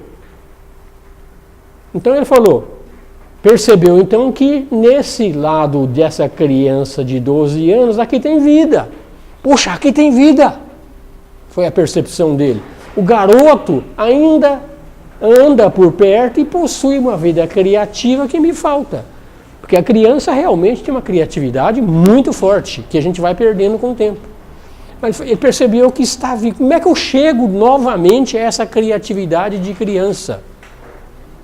Então, se ele quiser restabelecer contato com essa época da vida dele, ele falou que ele precisava voltar a ela mais uma vez, trazendo outra vez aquela criança interior que se entregava aos brinquedos. Que criança pega um brinquedo, hoje nem tanto mais, que não tem mais brinquedo, é só joguinho, né? Só joguinho, né? Mas na época brinquedo era realmente, tinha que ter imaginação para brincar. Se você não tivesse uma imaginação quando criança, pelo menos na minha fase, quando eu era criança, você não brincava. Era na base da imaginação, né? Hoje é tudo na tela da televisão, né? Então isso aqui até tira um pouco desse lado, né? Pois não? Esses antigos, eu me lembro que tinha essa mania, os vovôs gostavam de brincar com os netos, com brincadeira mesmo. Isso é interessante porque toda a vida foi tido que os fosse um exercício que já vem de geração em geração, né? Os idosos. Agora as coisas mudaram. Né? Quando era criança tinha muito isso. Os robôs querendo brincar com as crianças, a gente diria que parecia um velho que queria voltar a ser criança. Pois é. Mas é aquilo dava uma sabedoria, né? Acho que está o segredo que está citando aí agora. Então esse lado de fantasia da fase infantil, ele é muito importante. Blavatsky fala, né, que para se espiritualizar são 2 caminhos. É fantasia e sonho. Fantasia e sonho são os 2 maiores caminhos para a espiritualidade. Então ele falou que ele resolveu voltar para essas brincadeiras. Ele, com sei lá que idade que ele estava aqui nessa fase aqui, já adulto, resolveu ser criança de novo. Mas ele teve muita repulsão. A repulsão dele, aquelas pessoas, não, imagina, brincar de novo, pegar Lego, montar pecinha, coisa e tal, depois de adulto. Mas ele, com muita repulsão, resolveu fazer isso de novo. Vou voltar a ser criança. Começou a colecionar pedra, construir casinha, construir uma igrejazinha, mas ele tinha uma certa relutância em fazer isso porque, pô, um velhão brincando aqui não tem sentido, né? Mas ele insistiu, tá? Ele se entregava aos brinquedos de construção, os pensamentos começaram a ficar mais claros, o inconsciente começou realmente a participar mais, ele conseguia aprender mais as fantasias, tá? Antes era um vago pressentimento, então começou a realmente a resgatar esse lado mais fortemente, tá? Ele fala que eu não sabia o que fazia, mas tinha certeza que o caminho de resgatar o inconsciente me levaria ao meu mito. Resgatando isso que ele tinha, essa certeza. Então a construção desencadeava uma série de fantasmas que estão lá no passado, foi desencadeando tudo isso na mente dele. Tá? Aqui fala a data, em 1913, era uma época complicada, que era pouco antes da Primeira Guerra Mundial, né? Ele teve uma visão de 1 hora nesses processos que ele se abandonava no inconsciente, então viu uma onda colossal invadir os países do Mar do Norte até os Alpes. Ele via uma catástrofe, via muitos seres humanos morrendo. Tudo isso foi trazido do inconsciente para ele. Depois de 2 semanas, repetiu esse processo todinho. Uma voz interior chegou e falou para ele: ó, tu presta atenção, cara, isso é realidade, não duvide. Isso é realidade. Isso que você está percebendo é realidade. Tá? O caso o profeta é aquele cara que sabe mergulhar no inconsciente. O profeta não é ninguém especial, ele sabe mergulhar no inconsciente. E o inconsciente total, ele tem passado, tem presente e tem futuro. Tudo está lá. Tudo está lá na mente divina. Então esse é o lado. Então ele realmente chegou nesse lado profético. Ele entendeu que essas visões diziam respeito a ele e nem sequer pensou em guerra mundial. Então ele via, uma coisa é você ver, outra coisa é compreender o que vai acontecer. Ele não compreendia que isso seria uma guerra. Tá? Teve mais sonhos sobre isso e depois estourou a guerra mundial e ele teve como fazer o relacionamento. Então. Tá? Ele relembrou isso aí, Rodrigo? Como é que é? Ele relembrou. Ele, através desse exercício de recordar a criança interior, ele foi aflorando tudo aquilo que era passado, ele foi aflorando novamente. Então a técnica que ele fala é isso aí, você tem que voltar a ser criança. A única forma de você trazer esse lado aqui, da tua criancice, é você ser criança. Começa a brincar de novo, começa a criar fantasia de novo, na minha época era brincar com peão, era brincar com bolinha de gude, sei lá, daqui a pouco eu vou fazer isso aí. Vamos chamar que eu sou maluco. Mas é a forma que ele falou de trazer isso aí de volta. Tá? Então nessa fase, uma onda de fantasias desencadeou, foi uma época que ele fala muito profícua, tá? Ele resistiu a tudo isso, foi uma questão de força brutal, porque o inconsciente estava invadindo ele, então ele teve que ter uma força muito grande para resistir a tudo isso, e fala que muitos sucumbiram nesse confronto com esse inconsciente. Você vê que ele está fazendo conscientemente o confronto com o inconsciente. Ele não está deixando o inconsciente dominar ele está confrontando o inconsciente de uma forma consciente. Tá? Ele fala aqui, até Nietzsche nas obras dele, assim falava Zaratustra, aquelas obras dele, ele sucumbiu ao inconsciente. O sucumbir ao inconsciente ele ficou lelé da cuca mesmo. Virou neurótico total. Ah. Ele fala que tinha nele uma força vital, demoníaca, tá? Era um sentimento de uma vontade superior, inquebrável. A presença sustentava ele, vou bancar essa guerra. Vou bancar essa guerra. Ele recorreu a exercícios de yoga para se desligar das emoções, que as emoções ferviam. Lê o livro, vocês vão ver, as emoções ferviam nele lá realmente.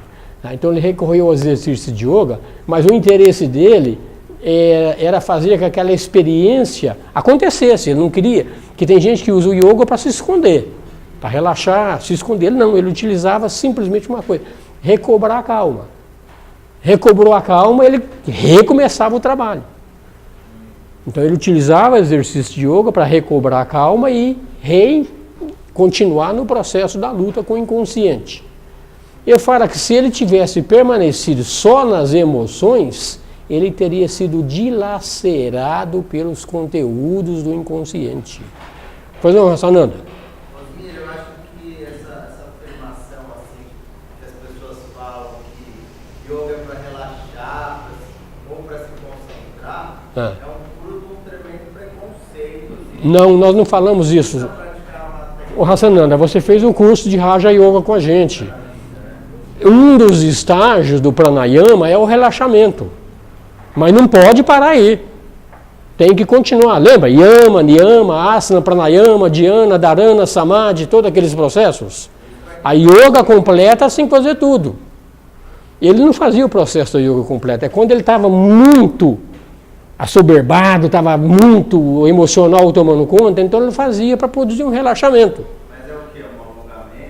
Não, ele está falando de yoga, ele não entra em detalhe, que tipo de yoga, não interessa. Ele fazia yoga que era apropriada para ele realmente fazer o relaxamento. Com certeza era pranayama. Com certeza era pranayama. Com certeza. Mas para quem escolhe o meio de elevação, seja o Raja Yoga, e vai até pranayama e não resolve nada. Você tem que continuar com o Pratyahara, Dharana, Dhyana e Samadhi. Tem que levar até o final. Você fez um curso aqui com a gente mostrou tudo isso aí. Eu não pratiquei essas últimas 3, mas as 4 anteriores eu uso praticar.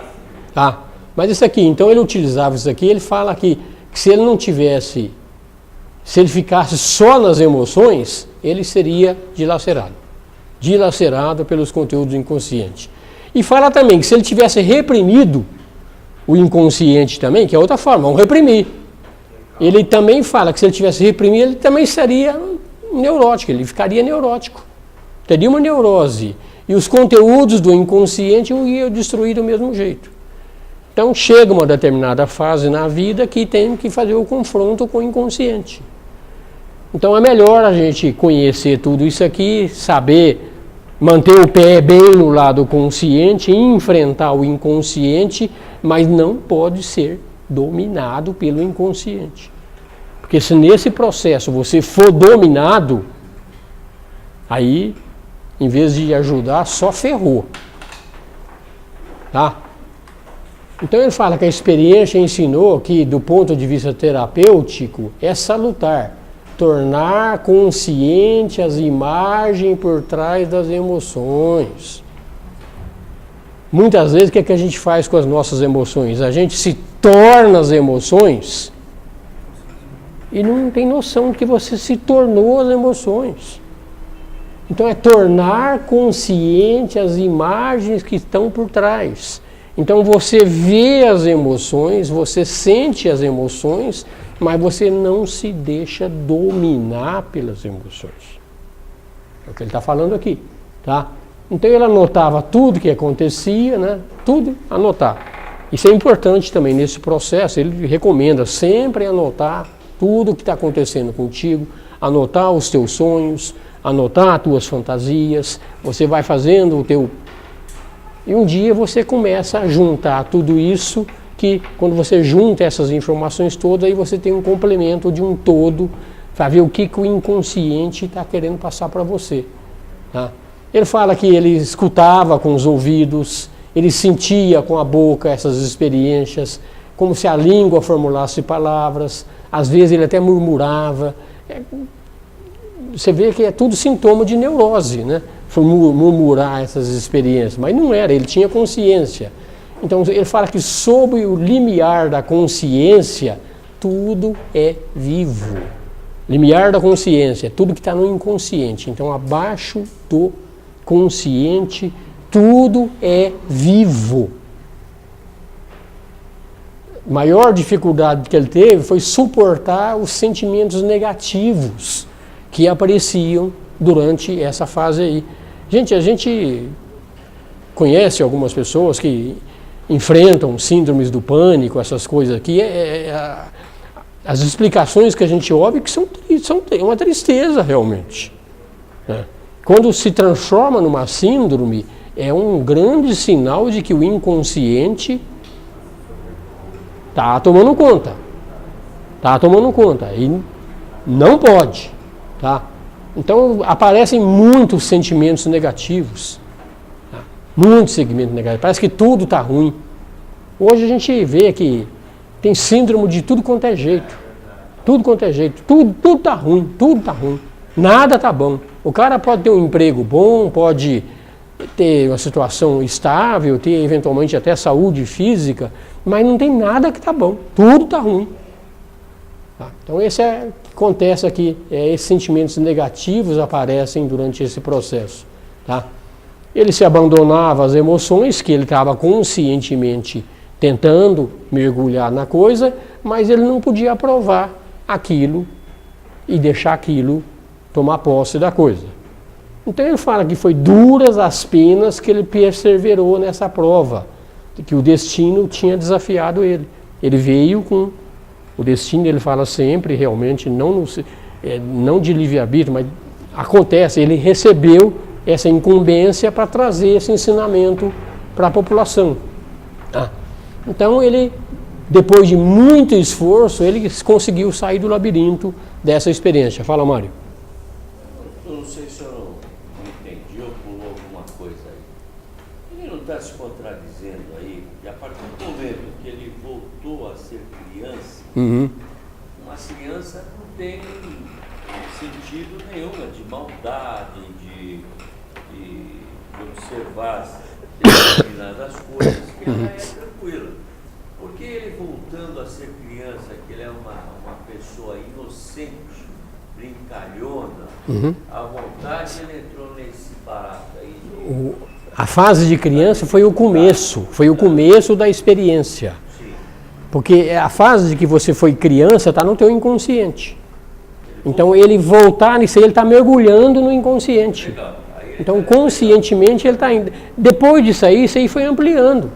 Nós não falamos a metade das experiências, nós vamos contar um monte de experiências que ele vai ter nesse confronto aí ainda que vão acontecer posteriormente. Ele voltou a ser criança, tudo mais, ele tinha... Foi a técnica, essa foi a experiência pessoal dele. Mas aí, depois dessa fase, ele começou a voltar a ser um adulto para entrar nessa... Então, vamos continuar que você vai ver o resultado. Tá?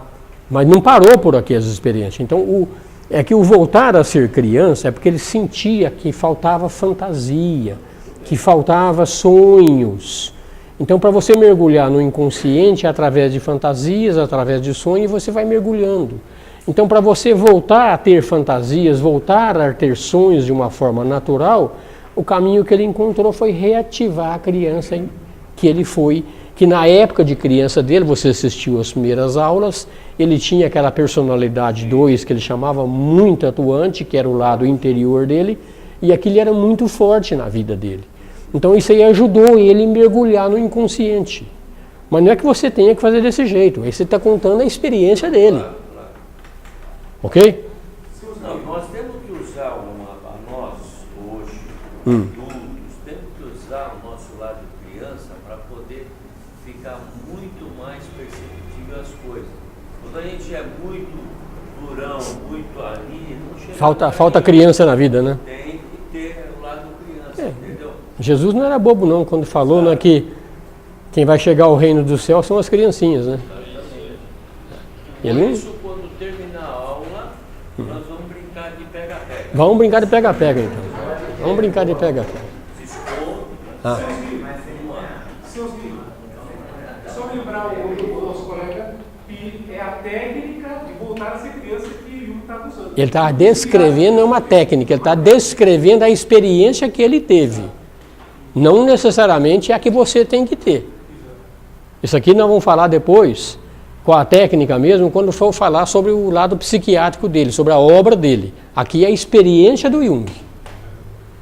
Ok? Então ele fala que para apreender as fantasias, segurar, tá? Que agitavam tudo esse lado subterrâneo, tinha que descer até ela. Você tem que mergulhar. Só mergulhando nela você tem que aprender realmente essas fantasias que aconteciam. Gente, se você olhar isso aqui, olhar o Patanjali, é a mesma coisa. O Patanjali fala da Dharana, Dhyana, quando chega em Dhyana, lá que você tem que trazer o teu inconsciente à tona, observar tudo aquilo, limpar e deixar todo o teu inconsciente deixar de ser pessoal e voltar, tornar-se a ser coletivo, é a mesma coisa.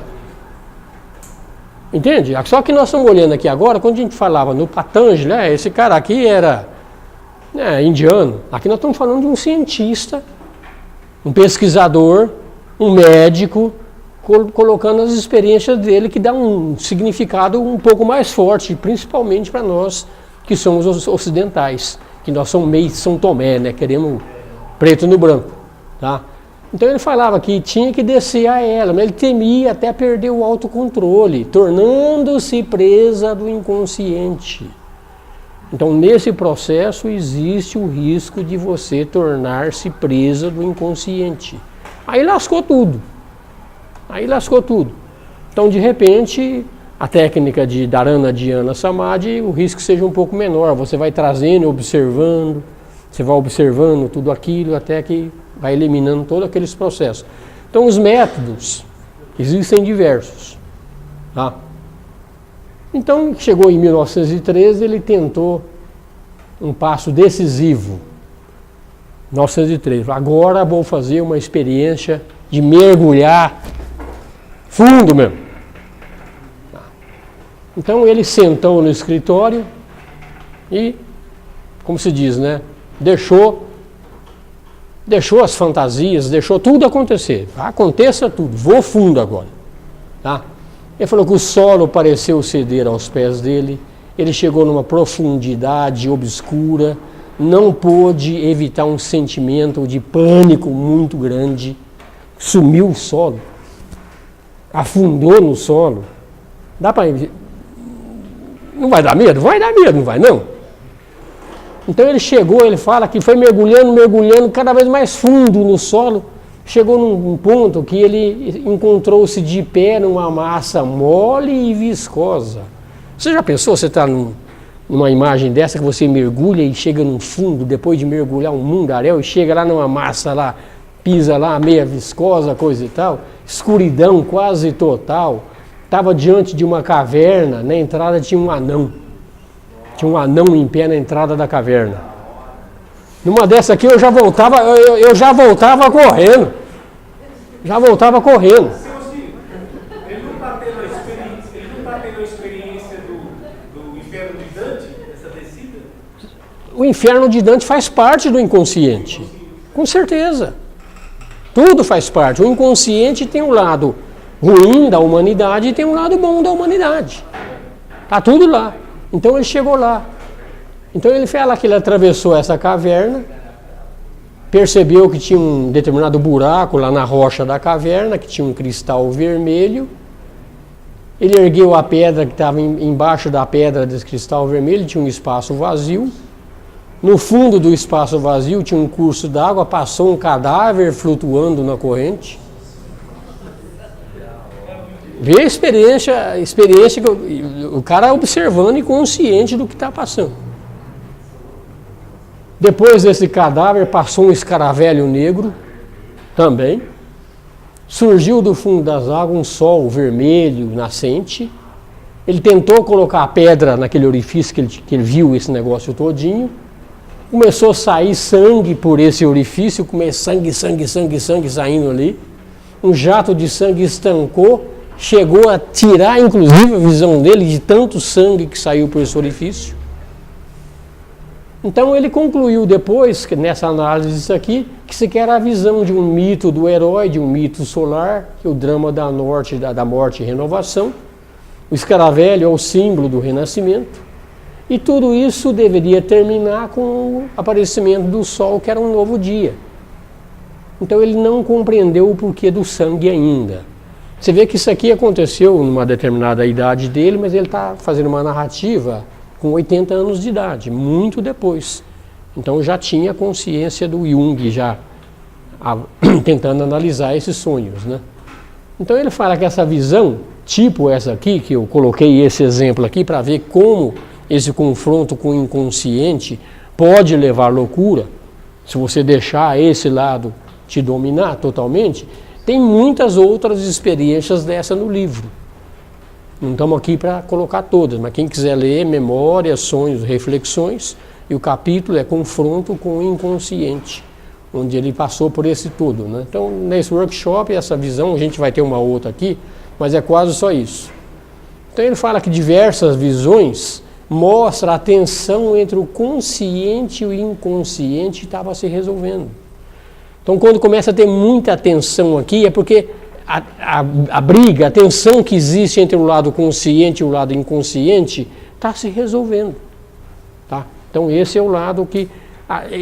eu tenho uma sensação de que essas síndromes do pânico, essas coisas todinhas, tem muito a ver com essas coisas aqui, e a pessoa não tem consciência do que ela está enfrentando. Então, assim, essa parte do sangue que ele não compreendeu não poderia ser entendido como mito de Mercúrio? O Mercúrio que tem esse aspecto de sob pressão, subir ou descer, ser jorrado, né? Pode até ter, inclusive tem alguns livros que dizem que o Jung é uma reencarnação de Mercúrio. Para quem não sabe, o Mercúrio também é o que escreveu o Caibalion lá, naquele livro lá, as leis herméticas. O cara era iniciado, pô. O cara era realmente muito... Embora a linha dele não seja a linha dos grandes mestres da fraternidade branca. A linha do Jung é a linha dos alquimistas. Tá? Ele segue a linha dos alquimistas. A fraternidade que a gente estuda aqui na Teosofia Branca não é a única, não. Então tem a linha dos alquimistas, o Jung pertence à linha dos alquimistas. Mas, tá? mestre, aqui para nós, já pensou ele contando isso ao vivo para alguém? Você já imaginou, vocês tendo, mesmo que seja num sonho, você vai acordar suando. Não, o cara vai falar, mas que viagem, meu. Que viagem, hein? Viaja demais, meu. Onde você tá? Que viagem. Onde ele comprou, né? Que viagem.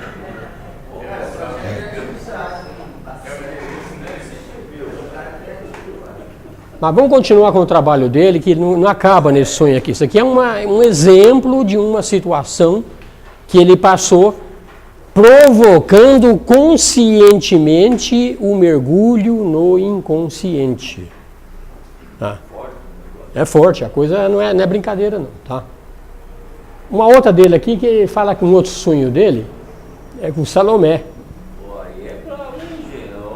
Vamos ver aqui, acho que eu falei. Aqui, ó. Teve uma visão que ele fala que apareceram Elias, Salomé e uma serpente negra. É um outro sonho dele, não é um sonho, uma visão provocada como essa que ele provocou também. Ele fala que nos mitos a serpente é adversária do herói, muitas vezes acontece isso. Tá? Então Salomé é a representação da ânima, ânima é alma. Tá?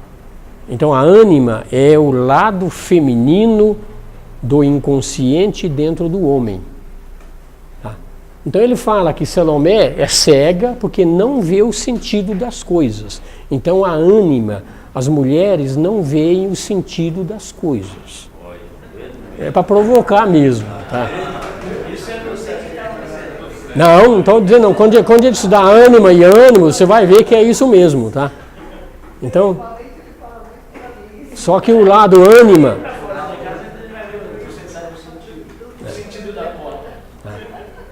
Então ele vem explicando aqui que ânima, que era Salomé, é a representação da alma, ela é cega nesse sentido, não vê o sentido das coisas. Elias é o profeta velho e sábio, representa o conhecimento. E Salomé representa o elemento heróico, é a encarnação de Logos e do Eros. Logos é o criador e o Eros é o demônio, lado sexual. Tá? Um outro sonho também, ele conclui que existem na alma coisas que não são feitas pelo eu. Então o inconsciente pessoal são experiências ou dessa vida ou de vidas passadas que você vivenciou realmente. Mas ele concluiu que existem na alma coisas que não foram feitas pelo eu, mas que fazem por si mesmo possuindo vida própria. Então, o inconsciente como um todo não é só experiência pessoal. E aqui que a gente está sempre repetindo aquela brincadeira, né, de que na terapia de vida passada todo mundo é Cleópatra ou todo mundo é Júlio César. Ninguém é serpente, ninguém é um soldado. Então, a experiência Cleópatra e Júlio César estão lá no inconsciente coletivo. Então, através de uma terapia qualquer um vai lá, nossa, fui Cleópatra. Esse é o Mário, hein? Não sou eu não, tá? É ruim, hein? Que entra nessa aí de vidas passadas só foi... Pode ser e pode não ser, Mário. Mas eu nunca vi um escravo ou uma escrava. Não, você não vê. Você só vê Júlio César e Cleópatra. Se tem essa expansão toda, não precisa ver só a si próprio, pode ver a vida ao lado. É isso aí.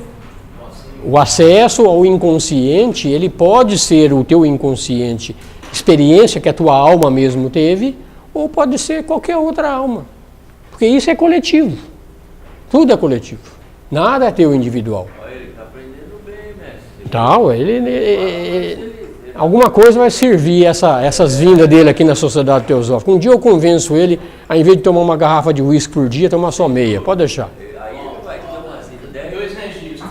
Freud e Jung usavam muito a cocaína e não era essa cocaína que comia. Não, ele era piradão, viu? Freud principalmente, mas o Jung também. É.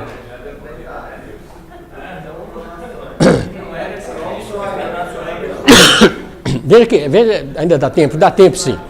Nesse sonho aqui tem uma personagem interessante. Essa personagem era Filemon. Era um cara que sempre aparecia, quando ele mergulhava no inconsciente, aparecia esse Filemon. Estava sempre nesses mergulhos, o Filemon aparecia.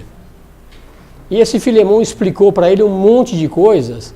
E o Filemon explicou para ele que ele lidava com os pensamentos como se eu os tivesse criado.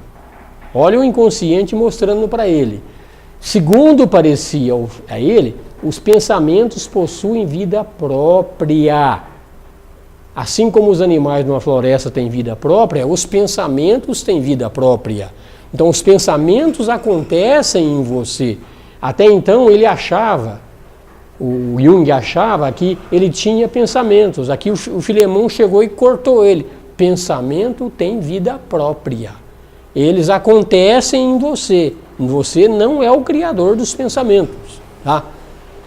Então, pouco a pouco, ele informou a respeito da realidade da alma, da objetividade psíquica. Então, esse Filemon, que era uma entidade, vamos dizer, não física, aparecia para ele nesses processos e durante esses processos, esse Filemon orientou Jung durante muito e muito tempo. Era o guru dele. Tá? Filemon era uma inteligência superior, era uma espécie de guru. E ele passeava com o Filemon no jardim. Você já imaginou ele tendo um colóquio com o Filemon lá conversando com o cara? E a negada que estava assistindo lá não enxergava ele. Você está conversando sozinho, meu? Mas aí, mestre, ele não estava no estado de criança? Não, aqui não, ele não era criança. Aqui já é um outro estágio, já passou aquela fase, já bem mais na frente. A criança sempre tem seu herói. Sim, mas a criança fez aflorar o lado sonho dele, o lado mítico, o lado interior fez aflorar. E depois disso começou a ter todas essas experiências. Aqui. Mas o Filemon não apresentava autocrítica? Oi? Não era a autocrítica dele? Não era autocrítica. Daqui a pouco, nós vamos falar quem é esse Filemon daqui a pouco. Tá? Alguém lê as tirinhas do Calvin? Aquele Calvin Robles? Aquelas tirinhas no jornal, que tem um tigre lá, que é o amigo imaginário dele. Aquele é um barato, aquela historinha dele. Isso aqui é algo parecido, é um amigo imaginário. E aquele tigre é cínico. É cínico, ele ferra o Calvin toda hora, viu? Então o Jung falava que ele sentia medo que essas formas continuassem interminavelmente, levando ele ao abismo da ignorância. Mas ele sentia-se, eu sentia-me, aqui está errado, desvalorizado nesse processo todinho. Para ele, nada era mais desejável do que ter um guru real, que o guru dele era imaginário. Mas ele tinha um desejo de ter um guru real. E o Filemon era um guru imaginário. Tá? Filemon encaminhou ele muitos esclarecimentos interiores e ele era um guru imaginário. Veja só, é imaginário nesse sentido, ele não é físico, ele não era... Não físico, mas um mestre. Com certeza. Vamos concluir aqui agora. Ele fala que 15 anos depois dessa experiência, ele recebeu a visita de um hindu que era amigo do Gandhi. E ele relatou como é que era a relação entre o guru e o discípulo. Aí é real. É real. Aqui não é imaginação, não. Então esse amigo do Gandhi falou para ele que o guru dele era o Shankaracharya. E o Shankaracharya, o comentador dos Vedas, ele viveu no ano de 800. Ou seja, então a figura do guru imaginário é uma realidade. O guru não necessariamente tem que ser um guru físico. Você vê isso aqui, foi 15 anos depois é que ele teve essa compreensão através de um indiano lá bem conhecido do Gandhi, levou a essa experiência. E ele falou que a maioria das pessoas tem gurus que são homens vivos, mas tem pessoas que têm um espírito por mestre. O guru é interior, não é exterior. Tá? E essa mensagem para ele foi consoladora e esclarecedora, porque o Filemon era o exemplo claro para ele da existência do amigo espiritual, do guru espiritual. E esse Filemon foi o cara que, diz ele no livro todinho, foi o cara que mais instruiu ele nos aspectos metafísicos, nos aspectos espirituais, nos aspectos da alma. Foi o cara que mais instruiu ele. Pois não? Sempre comentado que a teosofia tem ensinado e aconselhado sempre isso, que a gente tem que buscar o mundo interno, ver Deus dentro da gente, está dentro desse caminho. É claro. A gente vai chegar a uma conclusão posteriormente que o maior dos gurus é o nosso Cristo interior. Esse é o verdadeiro e o único guru. Esse é o self, esse é o si mesmo. O Jung chegou nessa conclusão, que chegou uma determinada época que ele não precisava mais do Filemon, não precisava de mais ninguém, porque ele acessou diretamente o self. Então parou com todos esses processos. Mas você está adiantando aqui no processo. Tá? Então a maioria dos gurus são homens vivos, né? Ele teve um outro instrutor amigo imaginário, vamos dizer assim, que o nome dele era K. Ele foi pintado na forma terrestre, parecido com Hermes. Hermes é o Trimegisto, é o Mercúrio, você vê de novo. No fundo, esses seres eram ele mesmo em outras vidas. Então isso aqui vem retratando as experiências que outros dizem que ele foi Mercúrio, que ele foi esses caras aí, né? Então o K falou sobre si mesmo. Eu sou aquele que enterra os deuses no ouro e nas pedras preciosas. Alquimia. Então o processo da alquimia no Jung era muito anterior à vida de Jung. Então ele já tinha essa experiência latente em si mesmo. Né? Então o Filemon, ele fala, é um espírito alado e o K era um demônio da terra. Tá? Filemon é o lado espiritual e o K é a natureza. Então o Filemon, o aspecto espiritual, está voltado ao si mesmo. E o K é um gênio da natureza, está voltado ao quê? Aos mestres, ao mundo da natureza, o mundo exterior. Então, realmente, os mestres existem. Aí a gente fala em mestre Hacoxi, mestre Moria, mestre Kuthumi, são tudo figuras parecidas com essa aí, da natureza. Ao passo que o verdadeiro mestre, ele não é da natureza, o verdadeiro mestre não é desse mundo. Tá? Então, com o tempo, ele fala, integrou essas duas figuras, o estudo da alquimia ajudou a acabar, então essas duas figuras, tanto o Ka quanto o Filemon, foram integrados nele próprio.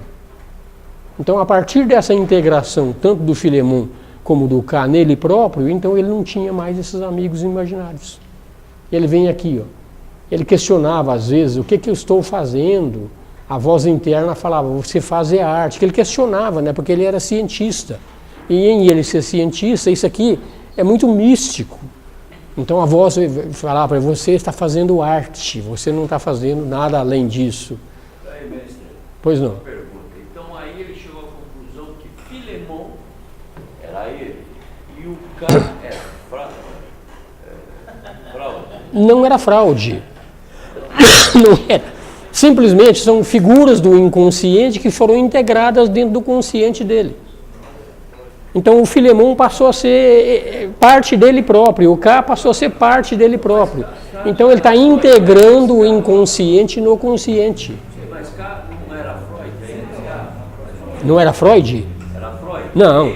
Filemon era ele, que era a parte espiritual. Não, nada a ver com Freud. Ka era Freud, Não. fazia parte. Não, nada a ver com Freud. Nada a ver com Freud. Não, mas tudo bem, mas aqui é mais ou menos uma Não é por aí não. Tá? Ele chegou à conclusão que talvez meu inconsciente elaborou uma personalidade que não é minha e que deseja expressar opinião. Então essa é a alma, provinha de uma mulher. Ele escutava isso dentro dele como se fosse uma mulher falando. Era ânima. Então ele refletiu que a mulher em mim, veja só como é que isso aqui é interessante, gente. A mulher em mim não tinha um centro de palavra. Ela não tinha como falar. Então ele propôs se servir, eu cedo o meu aparato de linguagem para essa ânima se manifestar, para essa mulher se manifestar. Então ela aceitou e expôs o ponto de vista da ânima sobre tudo o que ele fazia é arte. Simplesmente era arte. Então ele refletiu que essa mulher se tratava da alma, no sentido original da alma, perguntando por que tinha se desenhar como ânima, porque ela é feminina. Ele se perguntava sobre isso. Mas já são 9h30, gente. Eu acho que não vai dar para continuar mais, porque não vai dar para acabar esse capítulo. Mas isso aqui é para manter a audiência, garantir que vocês voltem aqui.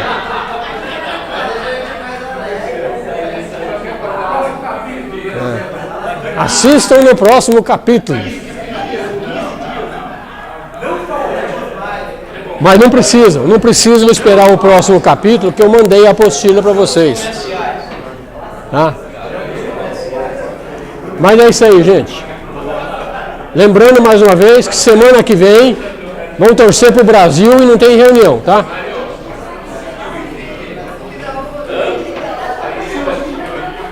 Pode desligar. Aqui, ó, tem que clicar aqui, ó. Clica aqui. Gravação também. E clica